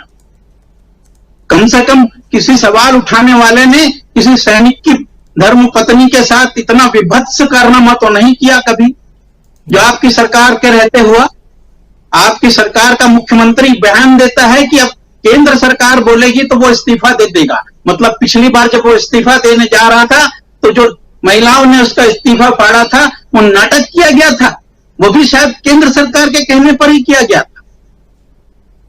ये बताना चाहिए। आज हमारा बस्तर 3 दिन पहले पूरा बंद रहा अपने आदिवासी भाइयों के समर्थन पे कि मणिपुर की घटना का हम विरोध करते हैं। मिजोरम, नागालैंड और मेघालय में क्या हो रहा है आप देख रहे हैं। एक राज्य का मुख्यमंत्री अपने नेतृत्व में पूरी जनता के साथ इस घटना का विरोध करने सड़क पर आ गया है। आप बोलते हैं कि कोई फर्क नहीं पड़ता, सब बातें समान है। सब कैसे बातें समान है? किस बात, कौन सी बात समान है बताइए आप। क्या किसी की जान ले देने से दूसरे की जान लेना आसान हो गया है? क्या आप ये कह करके अपनी जान बचा सकते हैं कि उसने उसकी जान ले ली और उसने उसकी जान ले ली तो बराबर हो गया? फिर आपका कानून और संविधान कहां गया? बहुत अजीब सी बातें हो रही हैं। अविश्वास प्रस्ताव आया है, बहुत अच्छी बात है। जो सरकार ये कह रही है कि आप राजस्थान या बंगाल की बात क्यों नहीं करते, छत्तीसगढ़ की बात क्यों नहीं करते, तो उस सरकार को किसने रोका है? मान लो आप मणिपुर की बात का जवाब दें, मणिपुर पर चर्चा शुरू करते और जवाब में छत्तीसगढ़ और राजस्थान का जवाब देते, तो क्या प्रधानमंत्री या उस विभाग के मंत्री या महिला बाल विकास मंत्री को कोई रोक लेता? क्या आप इस बात का जवाब इस तरह से नहीं दे सकते? सदन तो पूरा आपका है, माइक सारे आपके हैं, स्पीकर जो रिंग मास्टर की तरह हाथ हिला रहा है वो आपका है। क्यों नहीं रोक सकते आप सब? लेकिन आपको तो इस बात में मजा आ रहा है। आप तो ये चाहते हैं कि यह हंगामा होता रहे, जिससे आपकी जितनी पिछली पुरानी गलतियां हैं वो सारी माफ हो जाएं, उसको जनता देख भी ना सके। आपको मैरी कॉम जब कहती है कि साहब मेरे राज्य को बचा लो, जब मीराबाई कहती है साहब मेरे राज्य को बचा लो, जब दिल्ली में पहलवान कहती हैं कि साहब हमको बचा लो, आप कुछ नहीं करना चाहते। आपको इनके साथ सिर्फ फोटो खिंचाना आता है। जब ये पदक जीत के आई थी तब आपने क्या बताया था कि ये हरियाणा की है, ये राजस्थान की है, ये मणिपुर की है। ये सारे लोग भारत के थे, ये सारे लोग उस इंडिया के थे जिस इंडिया से आप खौफ खा रहे हैं। आप मान के चलिए सारा इंडिया एक साथ है, सारा इंडिया उसी तरह से एक साथ है जैसे ईस्ट इंडिया कंपनी को हराया था। इस बार फिर से उसी ईस्ट इंडिया कंपनी के उन पेंशन धारकों को हराने के लिए तैयार है जो माफी वीर अपने आप को वीर कह करके नाम बदल लिया करते थे और माफी वीर कहलाते हैं। राजीव जी। जी बिल्कुल, बहुत सारे सवाल हैं और आपके सवाल जो हैं वाजिब भी हैं, और इन सवालों का जवाब जो है वो ढूंढना होगा, खोजना होगा। उसका जवाब खोजने में शायद बरसों लग जाए सत्ता पक्ष को, जो आप यहां रख रहे हैं। और बहुत महत्वपूर्ण बातें आप यहां कह रहे हैं। इंडिया नाम ही काफी है, यही माना जाए संजय कुमार सिंह साहब, और यहीं से शुरुआत हो रही है उस परेशानी की। और जैसे जैसे समय आगे बढ़ेगा आप देखिए, और खासकर इन 5 राज्यों के चुनाव, मिजोरम को अगर थोड़ी देर के लिए किनारे कर भी दें तो 4 राज्य महत्वपूर्ण हैं, छत्तीसगढ़, राजस्थान, मध्य प्रदेश और तेलंगाना। तेलंगाना में केसीआर को कांग्रेस पार्टी के सामने लड़ना है, लेकिन यह तय मानिए कि दिसंबर में रिजल्ट आने के बाद केसीआर साहब, आज हम यहां चर्चा कर रहे हैं और शायद दिसंबर में जब चर्चा करेंगे तो ये कहेंगे कि केसीआर साहब जो हैं वो इंडिया के हिस्सा बन चुके हैं। और ऐसी ही हालत शायद मायावती जी की भी हो, वो भी, क्योंकि अभी जैसी बातें हो रही थी कि या तो आप इधर हैं या उधर हैं, और ये बात पार्टियां भी समझ रही हैं। और ऐसे में क्या बहुत दमदारी के साथ, बहुत चुनौती देते हुए नजर आ रही है ये जो गठबंधन है वो नजर आ रहा है। वही सवाल जिस सवाल के साथ प्रमोद अग्रवाल जी के पास आया था, आपको क्या लगता है?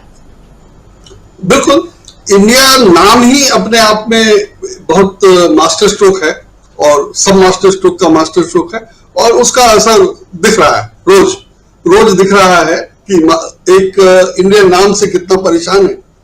लेकिन बात सिर्फ परेशान होने की नहीं है, बात इसकी है कि बहुत ही कमजोर, अक्षम और अयोग्य लोग सत्ता में आ गए थे, झूठ बोलकर आए थे, हिंदू मुसलमान करके आए थे, सांप्रदायिक दंगे का डर दिखाकर या सांप्रदायिक दंगे करवा कर आए थे। वो लोग सत्ता में आ गए थे और बहुत ही बेशर्मी से ये भी कहने लगते थे कि हार्वर्ड के मुकाबले हार्डवर्क बेहतर है। और मुझे लगता था कि ये सब कहना देश को कहां ले जाएगा, और अगर बच्चे ये समझने लगेंगे कि पढ़ने लिखने का कोई फायदा ही नहीं है, बिना पढ़े प्रधानमंत्री हुआ जा सकता है या देश की सत्ता पाई जा सकती है, तो आखिर देश का होने क्या वाला है। तो मुझे खुशी है, राहत है कि उसकी पोल खुल रही है और ये बिल्कुल दिखाई देने लगा है कि अक्षम आखिर अक्षम साबित हो ही जाता है। और मैं इसको सिर्फ नरेंद्र मोदी की अक्षमता या अयोग्यता नहीं मानता हूं, मैं इसको पूरी पार्टी की, पूरे संघ परिवार की अयोग्यता मानता हूं कि उनके पास कोई अल्टरनेटिव नहीं है। जो पार्टी ये कहती है, जो लोग ये कहते हैं, जो परिवार ये कहता रहता है कि हम जहां हमारी सत्ता होती है तो आतंकवादी हमले नहीं होते हैं, दंगे नहीं होते हैं, वगैरह वगैरह, वो क्यों नहीं होते हैं वो अलग बात है, लेकिन उसके सत्ता में रहते मणिपुर में जो हो रहा है वो कहां गया और अब क्यों नहीं बोल रहे हैं। मुझे लगता है कि बोलना तो सिर्फ इसीलिए चाहिए कि जो आप दावे कर रहे थे उसका क्या हुआ, लेकिन वो क्यों नहीं बोल रहे हैं या क्यों नहीं बोल पा रहे हैं ये समझना मुश्किल नहीं है, क्योंकि उनकी रणनीति यही है, वो यही चाहते हैं, यही करते रहे हैं। गुजरात में सफलतापूर्वक कर लिया तो वो समझ रहे थे कि ये चलता रहेगा, देश भर में चलेगा, पर ये साबित हो गया कि ये बाकी जगह नहीं चलेगा। गुजरात अलग है और देश एक जैसा नहीं है, सारा देश एक जैसा नहीं है, सब एक साथ भले हैं पर बिल्कुल एक जैसा नहीं है और एक ही तरीके से उसको हैंडल नहीं किया जा सकता है। तो जो हैंडल करने के लिए जो उनकी योग्यता मानी गई थी या जिसके लिए संघ परिवार ने उनको प्रधानमंत्री बनने के लिए आगे किया, वो योग्यताएं पूरे देश के काम की नहीं है, ये साबित हो रहा है और बुरी तरह साबित हो रहा है। और दुर्भाग्य की बात यह है कि चाहे मोदी जी की तानाशाही रवैये के कारण, चाहे संघ परिवार के संरक्षण के कारण, ना मोदी जी का विकल्प है, ना इसके बारे में कुछ सोचा जा रहा है। तो मोदी जी जिस तानाशाह की तरह काम कर रहे हैं, व्यवहार कर रहे हैं, उसमें उनका नुकसान हो रहा है, पार्टी का नुकसान हो रहा है, होगा। वो हमारे फिलहाल मेरी दिलचस्पी का विषय नहीं है, लेकिन मुझे संतोष इस बात का है कि जो पूरा भौकाल बनाया गया था वो उसकी पोल खुल रही, जो 56 इंची का गुब्बारा बना था उसकी हवा निकल गई है। ये बहुत अच्छी बात है और मुझे लगता है वो निकलनी ही थी। और दुख की बात यह है कि अल्टरनेटिव नहीं है, संभाल नहीं पा रहे हैं और इनके पास वो कंपिटेंसी नहीं है कि कुछ करे। जैसे मुझे लगता है कि अमित शाह को जैसे गृह मंत्री बनाया गया, ठीक है, वो सरकार का, प्रधानमंत्री का प्रेरोगेटिव है, लेकिन आपको 140 करोड़ की आबादी में गृह मंत्री बनाने के लिए एक पूर्व तड़ीपार ही मिला, तो सरकार क्या है, पार्टी क्या है, आपके पास लोग कैसे हैं, ये अंदाजा तो लगता था। लेकिन अगर वो काम करते होते या उन्होंने अच्छा काम किया होता या उनके नेतृत्व में सरकार अच्छा काम करती तो अलग बात होती। लेकिन ये दिखा दिया कि वो क्यों उनको गृह मंत्री बनाया गया था और उसका क्या नुकसान हुआ। तो मुझे लगता है कि ये सब जनता देख रही है, समझ रही है और इसका नुकसान दीर्घकालिक होगा। भारत में विपक्ष की राजनीति को या गैर कांग्रेस की राजनीति को दीर्घकालिक नुकसान होगा, वो मेरे लिए एक अलग चिंता का विषय है, लेकिन वो भी हो रहा है और ये ज्यादा गंभीर बात है। राजीव जी।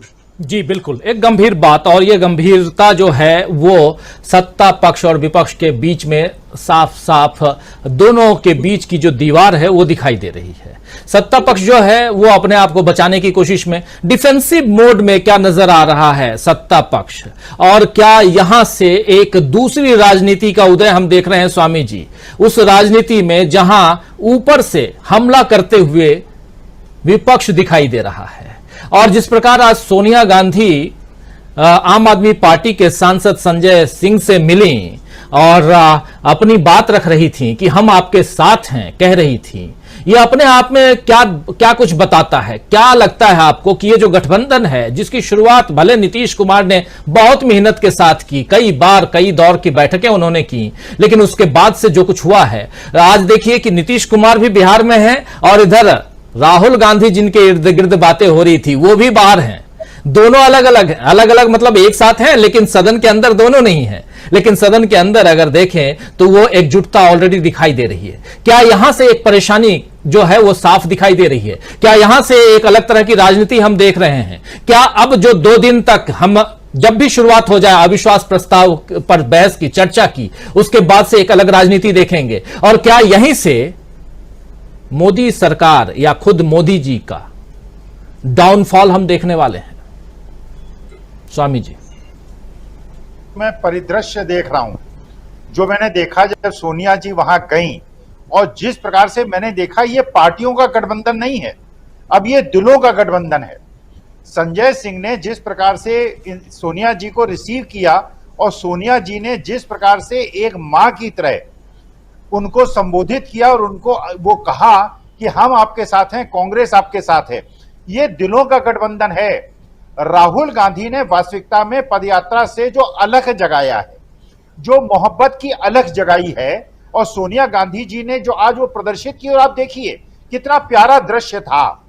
रात में इमरान प्रताप गढ़ी और विपक्ष के सारे दलों के बड़े बड़े नेता वहां रात भर बैठे रहे संजय सिंह के साथ, और संजय सिंह किस प्रकार से संघर्ष कर रहे हैं और विपक्ष ये दिखा रहा है कि परिवार कैसा होना चाहिए। और दूसरी तरफ का राजीव जी आप परिदृश्य देखिए, आज की तारीख में मुझे लगता है मोदी जी अकेले हो गए। और जो मैंने आज मंत्राणी महोदय का जो भाषण सुना है, मैं तो वास्तविकता में मुझे तो ऐसा लग रहा था, मैं उनके पतिदेव को नहीं जानता, लेकिन उनके पतिदेव को प्रणाम करता हूं, उनको शुभकामनाएं देता हूं, क्योंकि इतना दैविक रूप देखिए, जो देश के आप बड़े जिम्मेदार पद पे बैठे हुए हैं, राजस्थान के अंदर, छत्तीसगढ़ के अंदर अगर कुछ हो रहा है तो शांत स्वभाव से, जो नारी का स्वतः एक स्वभाव होता है, प्यारा स्वभाव होता है, हम तो नारियों की मां की तरह उनको मानते हैं, देवी की तरह उनको मानते हैं। इतना रौद्र रूप दिखाना, जबकि मणिपुर की महिलाएं जल रही हैं, वहां पे हिंसा की आग जल रही है, तो हम आपसे ये अपेक्षा नहीं करते थे, हम तो आपसे अपेक्षा करते थे कि एक मां की तरह, एक स्त्री की तरह आप संबल देंगे वहां की महिलाओं को। एक संधि आपका रौद्र रूप देख के राजीव जी सही में मंत्राणी महोदया मुझे अच्छा नहीं लगा। एक तरफ अलग जगा रहे हैं खड़गे साहब, राहुल गांधी, संजय सिंह, अरविंद केजरीवाल। आपने देखा जो बेंगलोर की मीटिंग हुई थी, अरविंद केजरीवाल और राहुल गांधी कितने प्यार से मिले थे। तो इसका मतलब यह है कि सबने ये समझ लिया है अभी ये लड़ाई लोकतंत्र संविधान के नहीं, देश को बचाने की हो गई है। और 10 महीने तक अगर ये देश किसी प्रकार से बचा रहा, जब तक ये लोग सत्ता में हैं, उसके बाद ये देश सशक्त होगा, इंडिया सशक्त होगा। इंडिया के साथ जो भी खिलवाड़ करेगा, जो भी उसके साथ खड़ा होगा, वो नष्ट हो जाएगा, वो खत्म हो जाएगा। हम इंडिया के साथ पूरी 142 करोड़ लोग खड़े रहेंगे, इंडिया को मजबूत करेंगे, और इंडिया के खिलाफ जो भी अपनी जबान खोलेगा, हम उसको बिल्कुल 2024 के चुनाव में चुनाव क्षेत्र से बाहर कर देंगे। जी, 2024 का चुनाव बहुत मायने रखता है, और उसी चुनाव के इर्द गिर्द ही पूरी की पूरी राजनीति हो रही है। आना चाहता हूं प्रोफेसर रविकांत जी आपके पास। रविकांत जी, कैसे देखा जाए, क्या ये सशक्त की जो बात कर रहे हैं स्वामी जी, और भारत सशक्त हो, यही बात तो कह के आए थे प्रधानमंत्री नरेंद्र मोदी कि भारत को मजबूत करेंगे, भारत से भ्रष्टाचार दूर करेंगे, भारत से महिलाओं पर अत्याचार दूर करेंगे, भारत में एकता और सौहार्द का वातावरण रहेगा। लेकिन आप याद कीजिए, 2014 से लेकर के 2023 तक घटनाओं की लिस्ट जो है वो लंबी और बहुत लंबी होती चली जाएगी। कैसे देखा जाए अब अगला 10 महीना? देखिए, मोदी जी ने जो वादे किए थे वो अब लोगों के सामने है। वो 15 लाख का सपना, वो अच्छे दिन का वादा, वो 2 करोड़ प्रतिवर्ष रोजगार देने की बात, 2022 में किसानों की आमदनी दोगुनी हो जाएगी, लोगों को रोजगार मिलेगा, काला धन वापस आ जाएगा। ये जो वादे थे वो लोगों की चकनाचूर हुए। किसानों से जो वादा किया था वो मिला उनको क्या? लाठियां, 750 किसानों की शहादत। उन्होंने रोजगार के लिए वादा किया था, कोरोना काल में क्या मिला बेरोजगारों को? उनको जानवर की तरह हाँक दिया गया। उन्होंने दलितों से वादे किए थे, आदिवासियों, पिछड़ों से वादे किए थे, उनको सपना दिखाया था अच्छे दिन वापस आने का, और मिला क्या? अपमान मिला, भूख मिला, लाइन में लगा देना 5 किलो राशन के लिए, नौकरियां खत्म कर दी, आरक्षण बेमानी कर दिया, और इसके अलावा जो उनके बच्चों की शिक्षा और स्वास्थ्य के सवाल हैं वो भी अब डुबो दिए गए हैं, खत्म कर दिए गए। तब ऐसे में क्या लोग मोदी जी को आज भी उसी शिद्दत से चाहते हैं? पिछले दिनों एनडीटीवी माने अडानी साहब के चैनल ने इस इंडिया नाम के बाद जो सर्वे किया कि क्या इंडिया अलायंस मोदी जी को पराजित कर सकता है, 80% से ज्यादा लोगों ने कहा कि हां वो हराने में सक्षम है। अब आप समझ सकते हैं कि मोदी जी कहां हैं, लोग कैसा उनके बारे में सोच रहे हैं और आने वाले वक्त में होगा क्या। ये तकलीफ वही है, जो बौखलाहट है। अब आप पार्लियामेंट में मोदी मोदी बोले या किसी रैली में मोदी मोदी का नारा लगवाएं, लोग अब हंसने लगे हैं। लोगों के कानों में वो चुभने लगा है मोदी शब्द।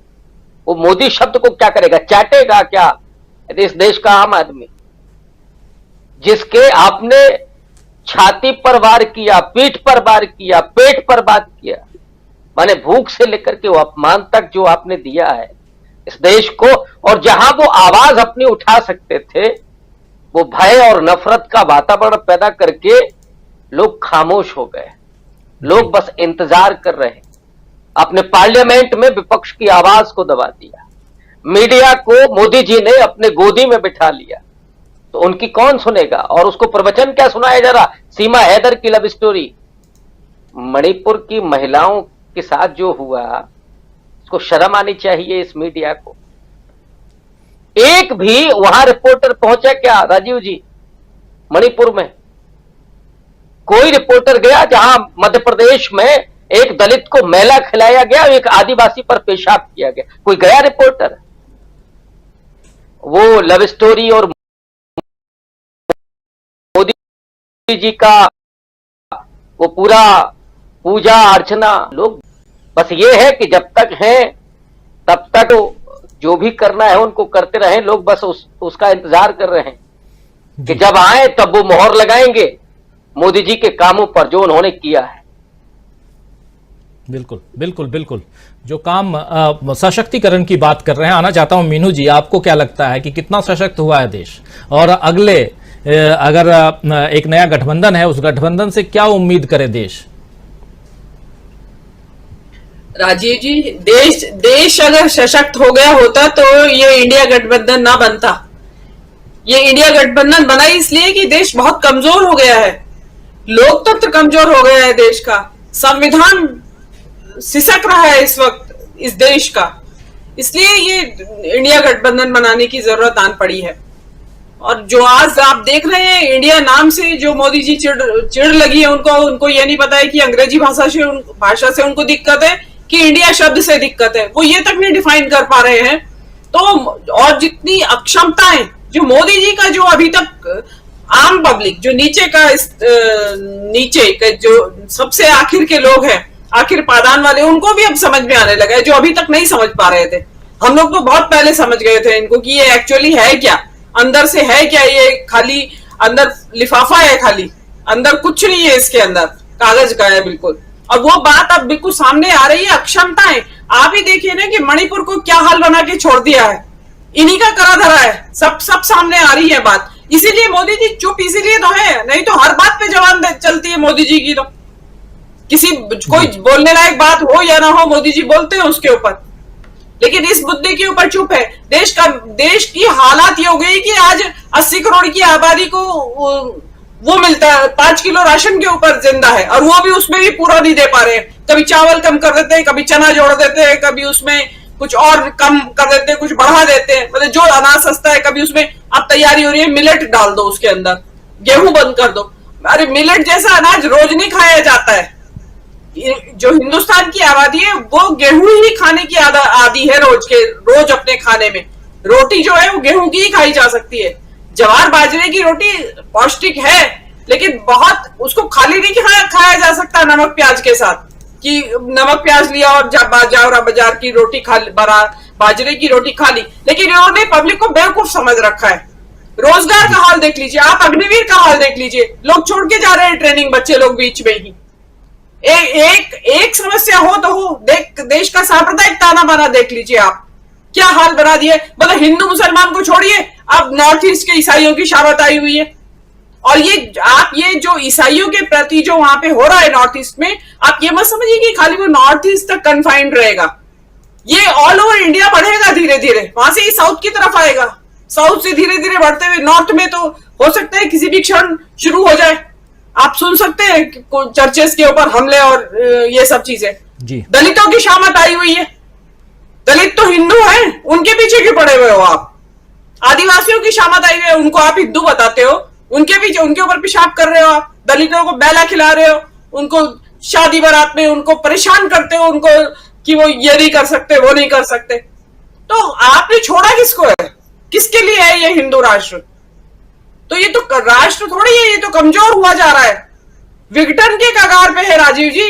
ये हालात चलते रहे तो नॉर्थ ईस्ट में जो हालात हैं इस वक्त, वो आप मणिपुर मत समझिए। ऐसे कई जो 7 सिस्टर्स हैं, मुझे तो लगता है कि सारे ही मणिपुर में ना तब्दील हो जाए हालात वहां पे। आज मैंने मिजोरम का देख रही थी मैं, वहां इतना जबरदस्त प्रदर्शन हुआ है सड़क के ऊपर। कल मैंने एक वीडियो मैंने उस पे फेसबुक पे ही देखा, बड़ा मार्मिक सा वीडियो है। उसमें मणिपुर के कुकीज हैं, वो यूथ जो है वो उन्होंने बड़ा अच्छा तरीके से, बड़े शांतिपूर्ण तरीके से वो लोग बड़ा एक म्यूजिक के साथ क्या अपनी पीड़ा व्यक्त कर रहे हैं, कि is this not our land. मतलब वो गा तो अपनी भाषा में रहे हैं, लेकिन इंग्लिश में उसका ट्रांसलेशन है is it not our land, कि क्या ये हमारी जमीन नहीं है, क्या हम यहाँ के वासी नहीं है, क्या ये जो राज्य है ये हमारा नहीं है। बड़ी मार्मिक उसके अंदर वो अपनी भावनाएं व्यक्त कर रहे हैं। तो ये हाल इस देश का हुआ है। ये तो, और इंडिया का जो है ये एक बहुत ज्यादा, ये तो मोदी जी को खा जाएगा। हो सकता है मोदी जी को अंदर ही अंदर घुन की तरह खा जाए। अचानक आपको पता चला कि किसी सदमे में आ गए हैं मोदी जी। जी राजीव जी। जी बिल्कुल बिल्कुल, बहुत गंभीर चुनौती है मोदी जी के सामने भी और इंडिया के सामने भी। इंडिया मतलब ये संगठन नहीं, भारत की बात कर रहा हूं, इस देश की बात कर रहा हूं कि देश के सामने भी चुनौती है। संगठन मजबूत है, Indian national developmental inclusive alliance जो है उसकी बात अगर करें तो, और उसमें कई दल आने वाले समय में हम जुड़ते हुए देखेंगे। प्रशांत टंडन जी, बात अभी थोड़ी देर पहले हम लोग कर रहे थे ईडी की। ईडी एनफोर्समेंट डायरेक्टरेट, प्रवर्तन निदेशालय के निदेशक साहब यानी डायरेक्टर साहब संजय कुमार मिश्रा, उनका कार्यकाल अवैधानिक घोषित कर दिया गया था सुप्रीम कोर्ट की तरफ से, और सुप्रीम कोर्ट ने कहा कि इनको अपने पद पर बैठे रहने का अधिकार नहीं है, लेकिन 31 तारीख को इन्हें रिटायर कर दिया जाएगा। 31 जुलाई में अब 4 दिन का वक्त है, और इससे पहले आज 4 दिन पहले सुप्रीम कोर्ट पहुंच गई मोदी सरकार। सॉलिसिटर जनरल वहां जाकर कह रहे हैं कि फाइनेंशियल एक्शन टास्क फोर्स का रिव्यू चल रहा है और इस काम में रुकावट ना आए, इसलिए इनको 15 अक्टूबर तक रखा जाए, जबकि उनका कार्यकाल 15 नवंबर तक का था। यानी 1 महीने, हम आपकी बात मान रहे हैं, लेकिन 1 महीने पहले हम रिटायर कर देंगे, अभी उनको चलने दीजिए। क्या मायने रखा जाए इसका, क्या माना जाए? बनाकर गए हैं फाइनेंशियल एक्शन टास्क फोर्स, ये यूनाइटेड नेशंस का आतंकवाद के जो पैसे का जो ट्रांजैक्शंस हैं उसको ट्रैक करने का एक वो है मैकेनिज्म, अंतरराष्ट्रीय मैकेनिज्म है। इसके रिव्यू हर 10 साल में होते हैं। मैं इस पे आऊंगा कि ये बहाना की असलियत क्या है, लेकिन आप एक बात देखिए कि ईडी के जो डायरेक्टर हैं संजय मिश्रा जी, इनके बगैर मोदी जी नहीं सकते। मुझे तो आश्चर्य हो रहा था कि सुप्रीम कोर्ट ने इनको 31 जुलाई तक कर दिया था। आप देखिए कि संजय मिश्रा नहीं होते तो महाराष्ट्र में सरकार नहीं बनी होती, संजय मिश्रा ना होते तो कितनी एनसीपी न टूटती, संजय मिश्रा ना होते तो न मालूम और जो गोवा और दूसरी जगह सरकारें बनती गिरती रहती वो नहीं होती। छत्तीसगढ़ में और संजय मिश्रा जी नहीं होते।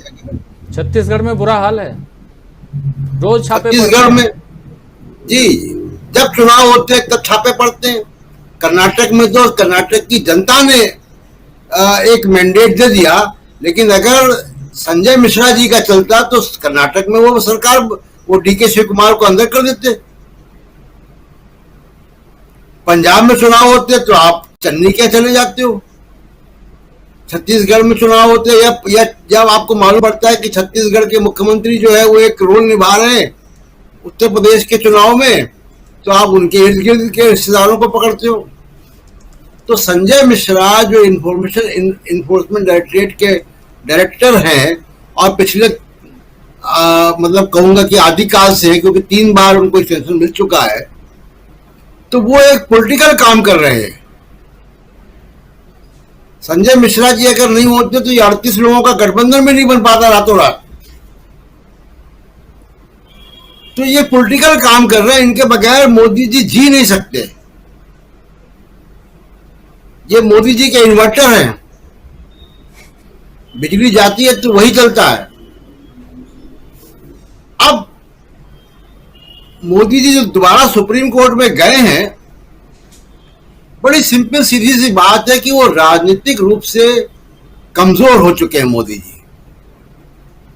और जो व्यक्ति राजनीतिक रूप से कमजोर हो जाता है, जिसका अपने राजनीतिक कोलीग्स के अपने सहयोगियों पर विश्वास नहीं है, पार्टी के ऊपर विश्वास नहीं है, अपनी क्षमताओं पर विश्वास नहीं है, तो वो पुलिस, सीबीआई, इन्फोर्समेंट डायरेक्टरेट, इन सब चीजों पे भरोसा करता है। मोदी जी को अब ये लग रहा है शायद कि उनके लिए सबसे उपयोगी आदमी इस वक्त 2024 के लिए ईडी के डायरेक्टर संजय मिश्रा है। इनको रोक लो किसी तरह सुप्रीम कोर्ट के हाथ पैर पकड़ के। अब उसकी देखिए जो बहाना लेके गए हैं, ये बहाना आपने तब नहीं लगाया जब सुप्रीम कोर्ट सुनवाई कर रहा था। जैसे मैं पहले बता चुका, मैं बता रहा हूं, दोबारा इसको रिपीट कर देता हूं कि FATF यानी financial action task force United Nations ने बनाया है। मेंबर कंट्रीज हैं, वो कंट्रीज जहां पे आतंकवाद से प्रभावित हैं और जहां पे आतंकवाद एक गुपचुप तरीके से पैसे का ट्रांसफर करता है, उसकी फाइनेंशियल ट्रैकिंग करते हैं और उसका रिव्यू हर 10 साल में होता है। मेंबर कंट्रीज आपस में करते हैं। अब वो रिव्यू करने में मिश्रा जी का क्या रोल है ईडी का, वो मैं बता देता हूं, जो सरकार बहाना लेके गई है। देखिए जो FATF की वेबसाइट में अगर आप जाएंगे तो उसकी जो नोडल डिपार्टमेंट्स हैं वो है department of economic affairs, central board of central and excise and customs, financial intelligence unit, department of revenue. अब जो इन्फोर्समेंट डायरेक्टरेट है राजीव जी, वो डिपार्टमेंट ऑफ रेवेन्यू को रिपोर्ट करता है। जिन मंत्रालयों के और जिन विभागों के भी मैंने नाम लिए, उनके कई सेक्रेटरीज इस बीच रिटायर हो गए। रिव्यू उनको करना है। मिश्रा जी का तो यह हालत है कि 6000 केसेस हुए हैं ईडी में और 24 में मात्र कन्विक्शन हुआ है। 95% से 98% पॉलिटिकल केसेस हैं। कभी आप राहुल गांधी को बुला रहे हो, कभी सोनिया गांधी को बुला रहे हो। तो ये एफएटीएफ का बहाना बिल्कुल बोगस बहाना है, और मुझे लगता है कि सुप्रीम कोर्ट इसको फेंक देगा उठा के, और इनको कहेगा कि भाई एफएटीएफ का रिव्यू तो डिपार्टमेंट ऑफ रेवेन्यू करना है, एफएटीएफ का रिव्यू जो है वो मंत्रालयों को करना है। तो आप जो है CB central board of excise and customs को करना है, डिपार्टमेंट ऑफ इकोनॉमिक अफेयर्स और डिपार्टमेंट ऑफ रेवेन्यू को करना है। मिश्रा जी को थोड़ी ना उसमें कुछ करना है। मिश्रा जी को जो इनपुट देना होगा तो दूसरा अफसर दे देगा। ऐसा होगा कि मतलब कि अगर मान लीजिए कि ये रिव्यू नवंबर में खत्म होना है, मान लीजिए कि रिव्यू चलता रहता है हर मंत्रालय में, चाहे वो इन्वायरमेंट मिनिस्ट्री हो, चाहे गृह मंत्रालय हो, चाहे दूसरे मंत्रालय हो, ये अंतरराष्ट्रीय रिव्यू हर जगह चलते रहते हैं जी। तो आप मतलब किसी को रिटायर ही नहीं करेंगे। तो मोदी जी का असल में मिश्रा जी का कोई विकल्प नहीं है, इसको कहते हैं TINA factor, is no alternative. Mishra ji कोई विकल्प नहीं है, और वो उनके मैन फ्राइडे हैं, उनके बगैर उनकी राजनीति नहीं चलेगी, सरकारें नहीं गिरा पाएंगे, विधायक नहीं तोड़ पाएंगे, गठबंधन नहीं तोड़ पाएंगे, गठबंधन बना नहीं पाएंगे। तो मिश्रा जी मोदी जी के लिए बहुत अहम है। अब देखते हैं सुप्रीम कोर्ट क्या करता है। जी, निगाहें सुप्रीम कोर्ट पर टिकी हुई हैं। आने वाले वक्त में तो ऐसे भी 4 तारीख की पर भी जो 4 तारीख का इंतजार है लोगों को, क्योंकि उस दिन राहुल गांधी केस की सुनवाई है, मानहानि केस, और उससे पहले एक केस ऑलरेडी आज पहुंच गया है। वो है एनफोर्समेंट डायरेक्टरेट यानी प्रवर्तन निदेशालय ईडी के जो डायरेक्टर हैं, जो 31 तारीख को रिटायर हो रहे हैं। उससे पहले 31 से पहले जो मोदी सरकार है वो चाहती है कि उनको 15 अक्टूबर तक उनका कार्यकाल बढ़ा दिया जाए, जैसा कि सुप्रीम कोर्ट ने कहा है कि इनकी नियुक्ति इलीगल है, अवैधानिक रूप से वो अपने पद पर बैठे हुए हैं। उनको इमीडिएट उस समय सुप्रीम कोर्ट ने क्यों नहीं हटाया ये तो सुप्रीम कोर्ट जाने, लेकिन कई लोग ये सवाल भी कर रहे थे कि अगर अवैधानिक है तो उनको पहले ही हटा देना चाहिए था। खैर, अब देखते हैं। और जो बात यहां रख रहे थे प्रशांत टंडन जी, बहुत महत्वपूर्ण है कि अगर ईडी यानी कि एनफोर्समेंट डायरेक्टरेट के डायरेक्टर साहब संजय कुमार मिश्रा साहब अगर नहीं रहेंगे तो क्या मोदी जी और कमजोर होंगे?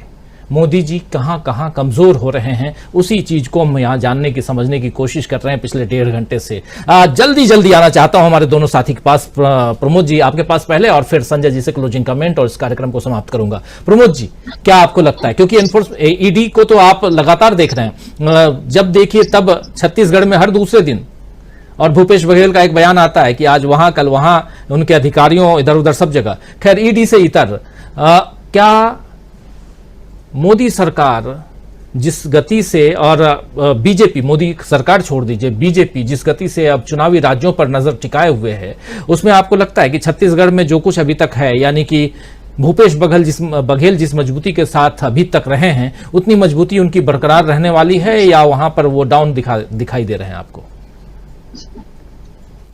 छत्तीसगढ़, राजीव जी, एकमात्र ऐसा राज्य रहा है ईडी के मामले में जिसने सुप्रीम कोर्ट में यह सफलता अर्जित की है कि उसने ईडी की कार्यवाही को अपने यहाँ पर स्टे करवा दिया है। आबकारी घोटाले के, दिल्ली जैसे आबकारी घोटाले की बात करके छत्तीसगढ़ में घुसा ईडी, जो कार्यवाहियां कर रहा था उस पर सुप्रीम कोर्ट ने रोक लगा दी है कि आप इस मामले में आगे कोई कार्यवाही नहीं करेंगे जी। ये एक बहुत बड़ा निर्णय था, और ठीक उसके अगले दिन ही संजय मिश्रा जी की जो ईडी पद पर उनकी नियुक्ति को अवैध ठहराया गया था। अब आप इसका अर्थ निकाल सकते हैं कि जब संजय मिश्रा जी को रहते हुए भी ईडी की कार्यवाही पर रोक लगानी पड़ गई थी, तो यह कार्यवाहियां कितनी अवैधानिक कर रहे होंगे, और जब दूसरा कोई आएगा तो ये कितनी बुरी तरह से इनकी परतें उखड़ेंगी, ये भय भी है। एक मानवाधिकार आयोग के अध्यक्ष बनाए गए हैं सुप्रीम कोर्ट के माननीय मिश्रा जी हैं वो भी, और एक बनाए गए हैं राज्यसभा के सदस्य। शायद वर्तमान का सुप्रीम कोर्ट इस तरह के किसी पद लेने के लिए तैयार नहीं है जी। इस बार्गेनिंग में वो बिक नहीं रहा है, इसलिए एक हटाए गए निर्णय प्राप्त हो चुके व्यक्ति को फिर से बहाल करने के लिए आप पहुंचे हैं। ठीक वैसे ही जैसा ये चाहते हैं कि इनको प्रधानमंत्री पद पर फिर से बहाल कर दिया जाए। आप ये बताइए कि अगर सुप्रीम कोर्ट को कुछ करना ही होता, इनको बहाली देनी होती है, इसके एक्सटेंशन को मान्य करना ही होता, तो वो इनको हटाने का आदेश क्यों देते? मुझे तो उस दिन भी बड़ी कोफ्त हुई थी कि इनको उस समय ही हटा क्यों नहीं दिया गया, 15 दिन का एक्सटेंशन भी क्यों दिया गया? जो आदमी अवैध है वो तो 15 दिन पहले भी अवैध था, आज भी अवैध है, 31 तारीख को भी अवैध रहेगा। इस निर्णय के बीच में मणिपुर का जो नोटिस दिया हुआ है सुप्रीम कोर्ट ने सप्ताह भर का, शायद उसका भी कल टाइम पूरा हो रहा है। उस पर भी जवाबदेही बनी हुई है दोनों सरकारों की कि उनसे दोनों सरकारों से जवाब मांगा गया है, उस जवाब को भी देना है। और एक याद और दिलाता हूं, अस्थाना साहब को गुजरात से लाया था सीबीआई के हेडक्वार्टर पर छापा मारने के लिए, क्योंकि वर्मा जी पसंद नहीं थे। सारी संवैधानिक परंपराओं को तोड़ करके अस्थाना को दिल्ली का कमिश्नर बना दिया था, उनको भी एक्सटेंशन दिया था। मतलब सरकार जो 38 दल हैं, उनके अलावा जो दल हिडन हैं, 2 सीबीआई और ईडी, उनको मिलाकर 40 होते हैं। और इस 40 के में इन 2 की अनुपस्थिति के बगैर मंडली पूरी नहीं होती है, अली बाबा का खेल पूरा नहीं होता है। इनको हटा देंगे तो सारा खेल ताश के पत्तों की तरफ बिखरेगा, ये तय है। इसलिए इनको हटाना नहीं चाहते। पता नहीं कल सुप्रीम कोर्ट क्या निर्णय लेता है, लेकिन देश की जनता तो देख रही है कि आपके 2 जो हिडन चोर हैं वो क्या कर रहे हैं। जी जी, बहुत देखिए, एक ऐसी संस्था सीबीआई ईडी, ये एक ऐसी संस्था है जो देश में जो भी गड़बड़ घोटाला है उसको उजागर करने का काम करे, लेकिन अगर ये भी कहीं ना कहीं सत्ता पक्ष या राजनीतिक जो गुणा भाग है उसका हथियार बन जाए तो परिस्थितियां देश की कैसी होगी आप समझ सकते हैं। क्या इंडिया ने बाजी पलट दी है इन सब के बीच? क्लोजिंग कमेंट संजय कुमार सिंह साहब। India means Indian national developmental inclusive alliance. बिल्कुल बाजी पलटी हुई है, लेकिन ये मामला जो है अपना मिश्रा जी वाला और ईडी वाला या सीबीआई डायरेक्टर का, ये सब तो पुराना है और पुराने सेटल्ड है। सुप्रीम कोर्ट ने पहले की सरकारों के इस मामले में मिसयूज करना, लीगल लूप होल्स का दुरुपयोग वगैरह वगैरह को देखते हुए एक नियम बना दिया था कि ऐसा ऐसा होना है। आप उसका पालन नहीं कर रहे, एक्सटेंशन पे एक्सटेंशन दिए जा रहे हैं, फिर भी कहने पर नहीं मान रहे हैं और फिर कोर्ट में जाने के लिए, तो क्या कर रहे हैं आप? और आखिर इसमें कोर्ट का समय खराब हो रहा है और सरकार तो कुछ काम नहीं कर रही है। दोनों बात है कि आप जो डिसाइडेड है पहले से, मतलब इसमें कोई नई बात नहीं है, पहले से डिसाइडेड है कि इनको बनाया ही नहीं जाना था, आपने इनको बना दिया, बनाने के बाद 2 एक्सटेंशन भी दे दिए, तीसरे पे सुप्रीम कोर्ट ने रोक लगाई तो आप कहते हैं कि नहीं हमें फिर चाहिए। तो आप कर क्या रहे हैं और आपको क्या चाहिए सरकार चलाने के लिए? और सरकार चलाने के लिए छूट आपको क्यों मिले? आपको बहुमत मिला है और कितनी छूट चाहिए? तो हद कर दी है इन्होंने और वो अब दिखाई दे रहा है। जो इनकम्पिटेंसी थी या जो ये लोग नालायकी कर रहे थे वो सब अब धीरे धीरे दिखाई दे रहा है। उसमें दिलचस्प हमारे अखबार है जो छापते नहीं, जो बताते नहीं है। और बोले कल भी छपा था और आज भी छपा कि अमित शाह ने चिट्ठी लिखी है। अमित शाह की चिट्ठी का क्या मतलब था वो हम लोग जानते हैं, जवाब आज देख लिया, लेकिन अखबारों ने तो ये बता दिया कि अमित शाह चिट्ठी लिख रहा है और सरकार चाहती है कि डिस्कशन हो। इंडिया तैयार नहीं है डिस्कशन करने के लिए, तो इंडिया को ब्लैकमेल कर गलत रूप में पेश करने की कोशिश अखबार कर रहे हैं और इसमें अखबार हमारे एकदम हमेशा से आगे रहे और ये काम करते रहे। लेकिन दूसरी तरफ अगर सरकार की प्राथमिकताएं देखें तो आज 2-3 खबरें दिलचस्प थी। सबसे पहले एक खबर थी कि सरकार ये नियम बनाने जा रही है कि आप अगर पुरस्कार लेंगे तो आपको अंडरटेकिंग देना होगा, वापस नहीं कर सकते। पुरस्कार लेंगे तो आपको अंडरटेकिंग देना होगा, आप नहीं अब बनेंगे या ना बनाएंगे। इसका तो मतलब है कि एक तो आप योग्य और सक्षम आदमी को चुनकर पुरस्कार दे रहे हैं और उसके बाद उसमें शर्त लगा रहे हैं कि आप वापस नहीं करेंगे। वैसे भी पुरस्कार वापस करने तो प्रतीकात्मक चीज है, तो प्रतीकात्मक जब है तो कोई पैसे वैसे तो वापस करता नहीं था, पदक वदक वो कह दिया कि हमने वापस कर दिया या कर भी दिया, प्रतीकात्मक था, नाम लिस्ट में तो नाम है उनका कि पुरस्कार मिला। तो सरकार ये नियम बनाने जा रही है कि अंडरटेकिंग होना हो, तो सरकार का काम और उसके प्राथमिकता का लेवल ये है। और मंत्रियों की बात करें तो एक मंत्री जी के बारे में आज खबर छपी है कि उनको व्हाट्सएप पे फोन आया और उनसे सेक्सटॉर्शन की कोशिश हो रही थी। अब मंत्री को सेक्सटॉर्शन की कोशिश हो जाए तो क्या मतलब है? साफ है, आप क्यों डर रहे हैं? अगर आपने कुछ गलत किया नहीं है तो डर क्यों रहे हैं? और सही किया है तो पुलिस की मदद क्यों ले रहे हैं? और ये मंत्री की हालत है तो आम आदमी की हालत क्या होगी हम समझ सकते हैं। तो ऐसी तो हमारी सरकार है जिसको सरकार में बने रहने के लिए या काम करने के लिए एकदम अलग अधिकार चाहिए, और जब अधिकार मिल जा रहे हैं तो वह ऐसे नियम बना रही है और वो उसकी खबरें नहीं चल रही है, मीडिया का वैसे दुरुपयोग हो रहा है। तो एकदम बिल्कुल बाजा बजा हुआ है, मतलब इसको यही कहा जा सकता है कि बिल्कुल बाजा बजा हुआ है और कुछ नहीं है। और उसमें इंडिया का एक साथ सबका एक साथ हो जाना जाहिर है इनके लिए बहुत बुरी बात है। और ये घबराए हुए इसलिए है कि अगर इन्होंने सामान्य ढंग से काम किया होता तो इनको डरने की बात नहीं थी, हार जाते चुनाव, जैसे अभी राहुल गांधी है वैसे नरेंद्र मोदी हो जाते। लेकिन इन्होंने जो किया है उसका डर है और वो डर इनको सता रहा है, और चूंकि इन्होंने शुरुआत इन्होंने की है इसलिए ये तब रो भी नहीं पाएंगे और डर इसका है। राजीव जी। बिल्कुल बिल्कुल सही कह रहे हैं। हमारे एक साथी लिख रहे हैं कि जैसा काटोगे, जैसा बोओगे वैसा ही काटोगे। मोदी जी का हाल वही होगा जो उन्होंने अडवाणी जी का किया था। समय मोदी जी से बदला लेगा और खूब लेगा। डॉक्टर विनोद प्रकाश गुप्ता शलभ साहब लिख रहे हैं जैसा बोओगे वैसा ही काटोगे। बिल्कुल, और राजनीति में ये बहुत ज़्यादा होता है। हम लोग देश की राजनीति पर पिछले 1.5-2 घंटे से चर्चा कर रहे हैं और अविश्वास प्रस्ताव अब आने वाला है लोकसभा में और उस पर चर्चा कल होगी। सदन के जो तमाम नेता हैं, जो सांसद हैं तमाम दलों के, उनके साथ लोकसभा अध्यक्ष बात करेंगे कल 10 बजे।